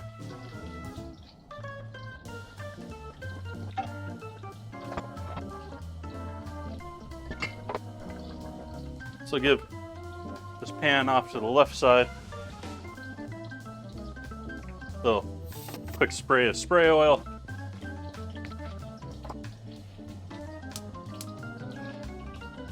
I'm going to use up the rest of the buns from last night for our sliders.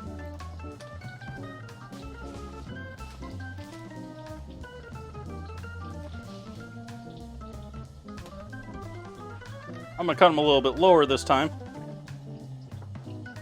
Make them into actual buns.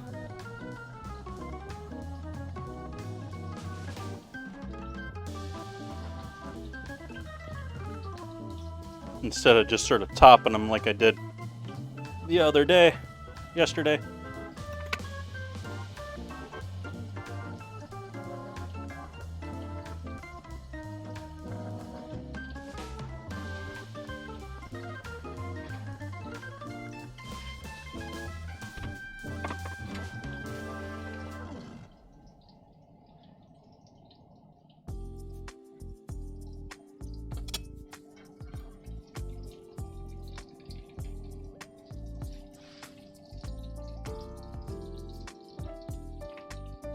Wow, that didn't hardly cook on that side.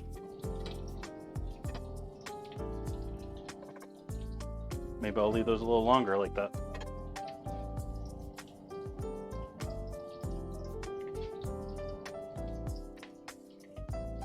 All right, starting with their bottoms.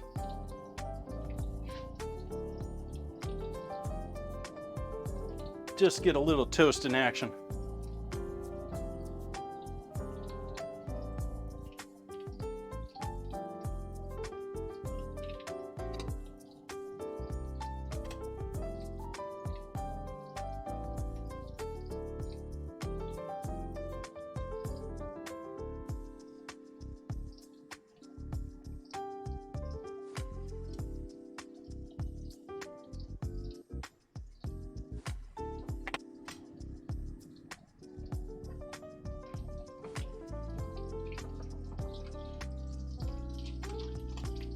That one was still feeling a little too soft to me. I was about ready to pull that off, but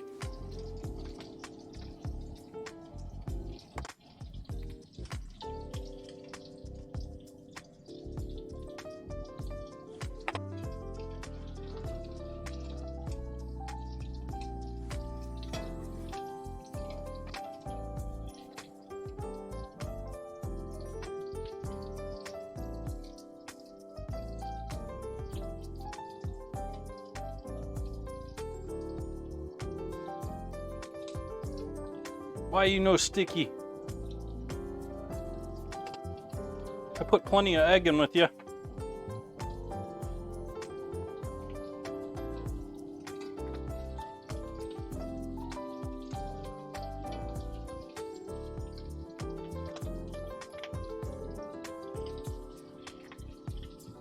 Maybe I just needed to make them a bit fatter because that boy is looking nice.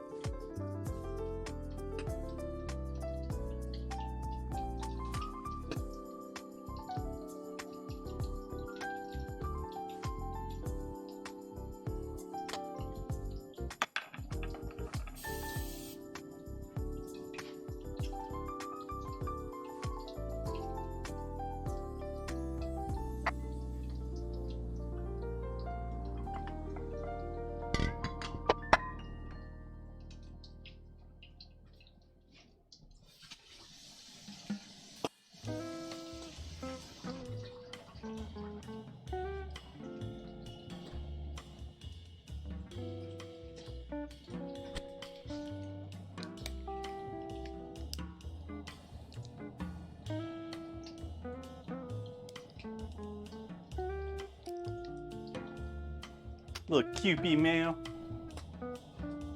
Cupie.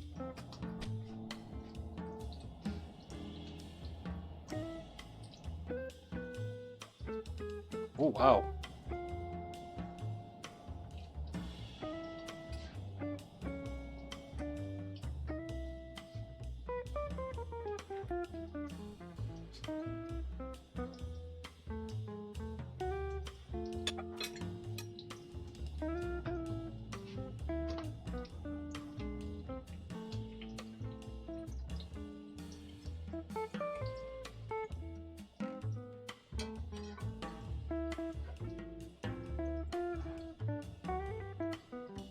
Alright, that's the messy leftovers.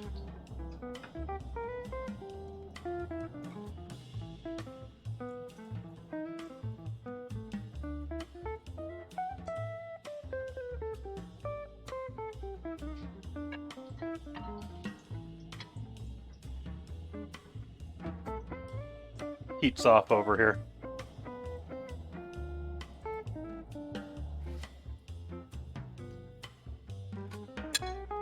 And here. I couldn't tell if you can see if that's smoking or not on the left side.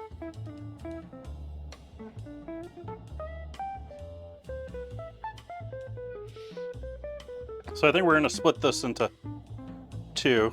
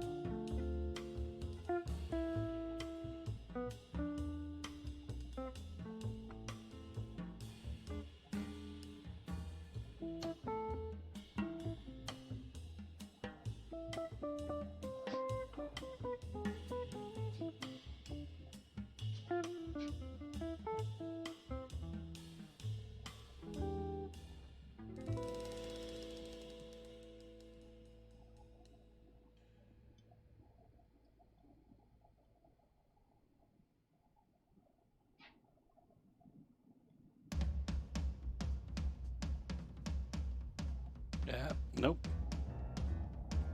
Did so well coming out of the pan, but that one's falling apart now. So we'll use this one instead.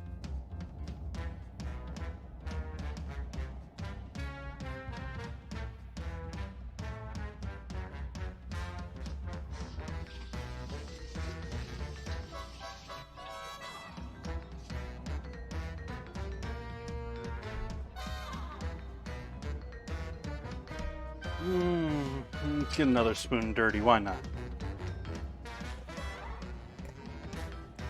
So we got our spicy sweet slaw.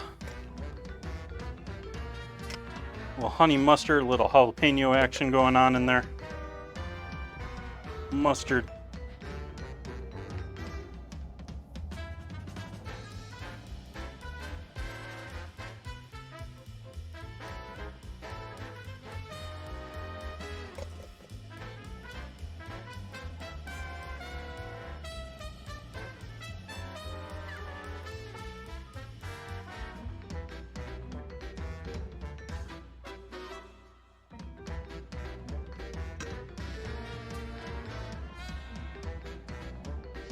Ooh. Taste that jalapeno all the way through that. That's some spicy slaw. Do I want to go even further with the QB?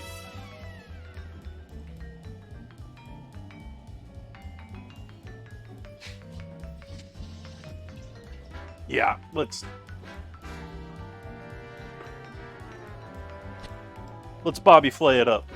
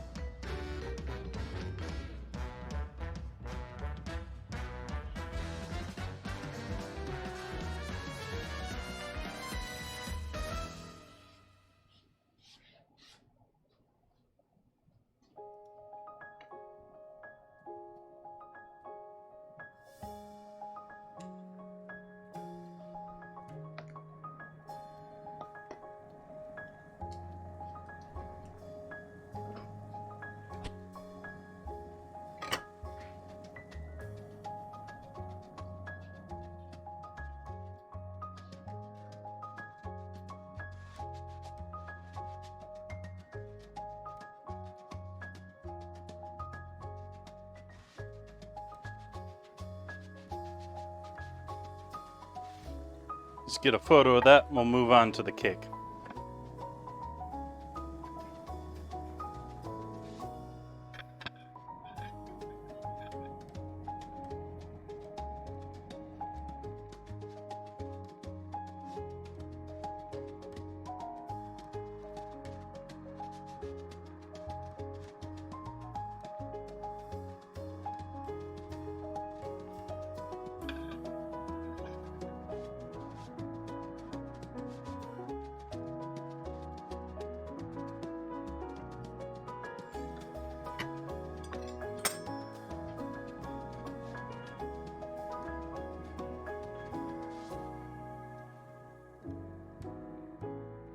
Making up for last night when I didn't take any photos at all and just crammed it all in my face.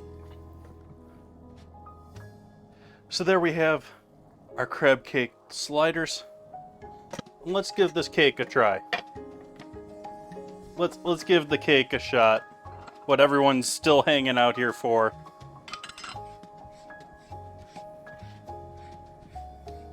It's got enough structure I can hold it on its own, which can be good, can be bad.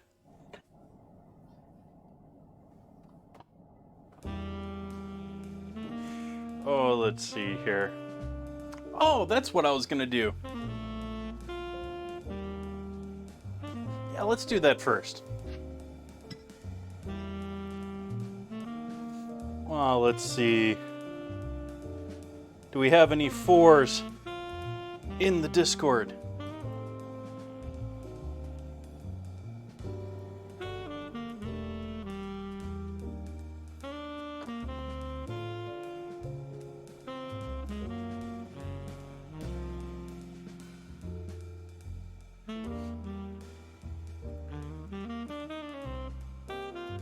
Think we got a few more 3s. No 4s. Need more people voting. Alright, so 3s. Furikaki. I hope I didn't just get banned for saying something weird. But another Japanese spice from our missing friend Catalina. And baby corn. So we got spice versus baby corn this week. Let's see if it's even in the GIF list. I'm going to guess that it isn't. The 9th.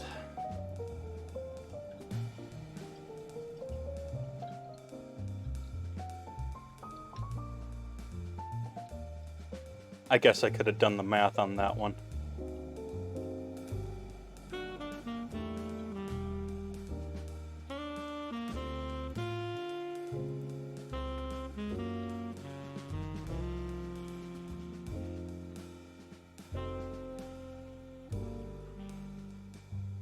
Nope, not seeing anything there. Make sure I'm spelling this right.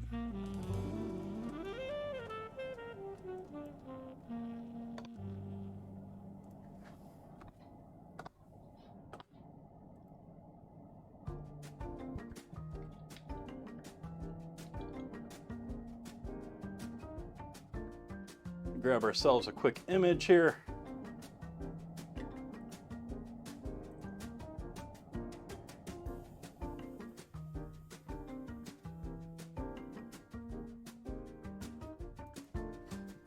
And what was our other one? I already forgot. Baby corn.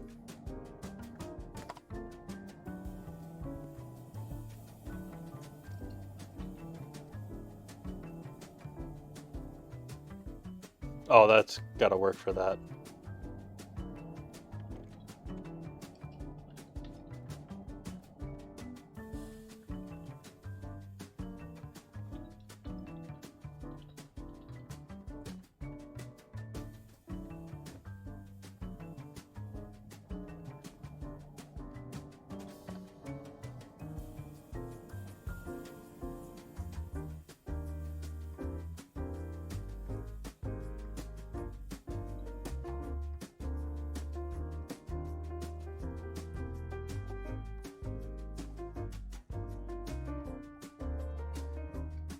Teriyaki being another seasoning mix, Japanese seasoning mix, typically put over rice, eggs, other very plain dishes to give them a little bit of a spice up. It's sort of a symbol of wealth to them in the idea that at a certain point in time, only a certain class could afford to have seasoning for their white rice instead of just rice. So that's what little I've read into knowing what that is. I know it has a bunch more nori and a bunch of savoriness to it. I'm gonna go, oh, I went and cut into my tuna cake without taking a photo of it. Darn it.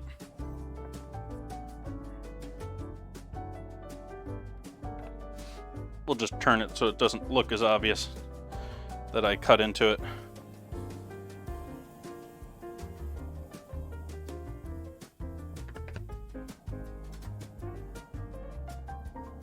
All right. Ooh, that is not looking cooked through. It's cooked through, it's just dark. Maybe too heavy. Probably still too much flour.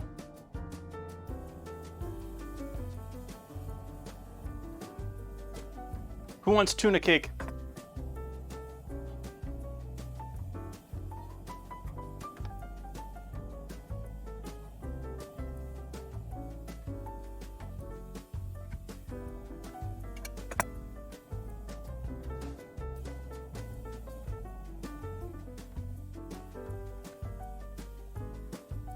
Yeah, it's just weird.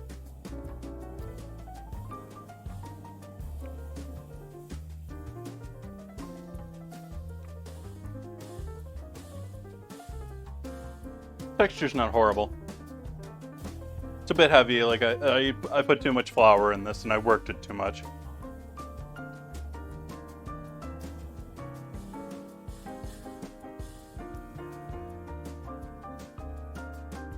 I think the only thing saving this at the moment is the amount of butter that's in it and competing with that fishy flavor that's in all of this.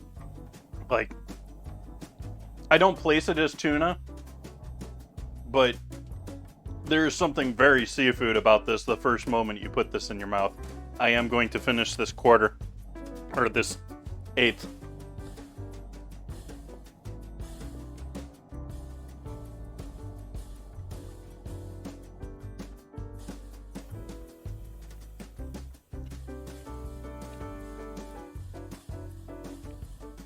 Yeah, that's not overly pleasant. I could live without that in my life.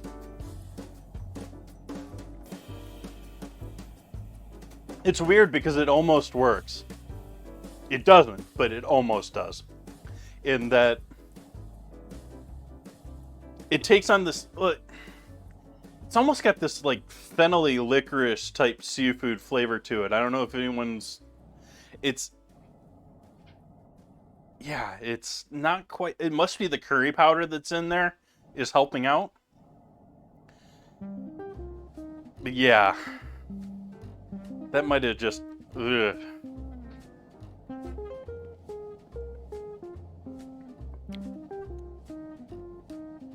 Yeah, I don't know if I recommend that one to folks. Don't make tuna cake.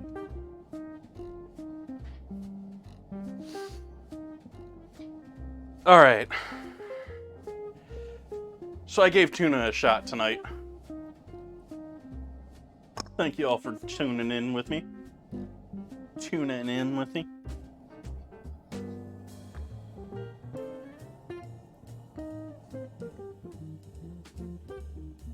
But I do think this is where we call it a night.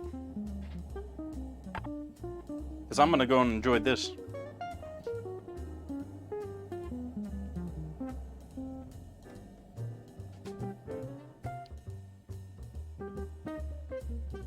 You have a target.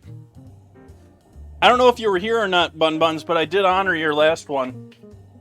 I did raid them, and they actually came in they weren't there when I raided them, but they came back and joined the Discord and said, hey.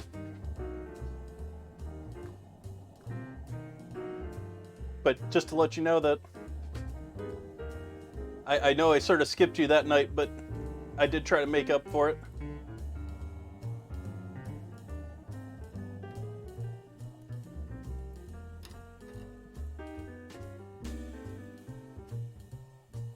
Let's see here.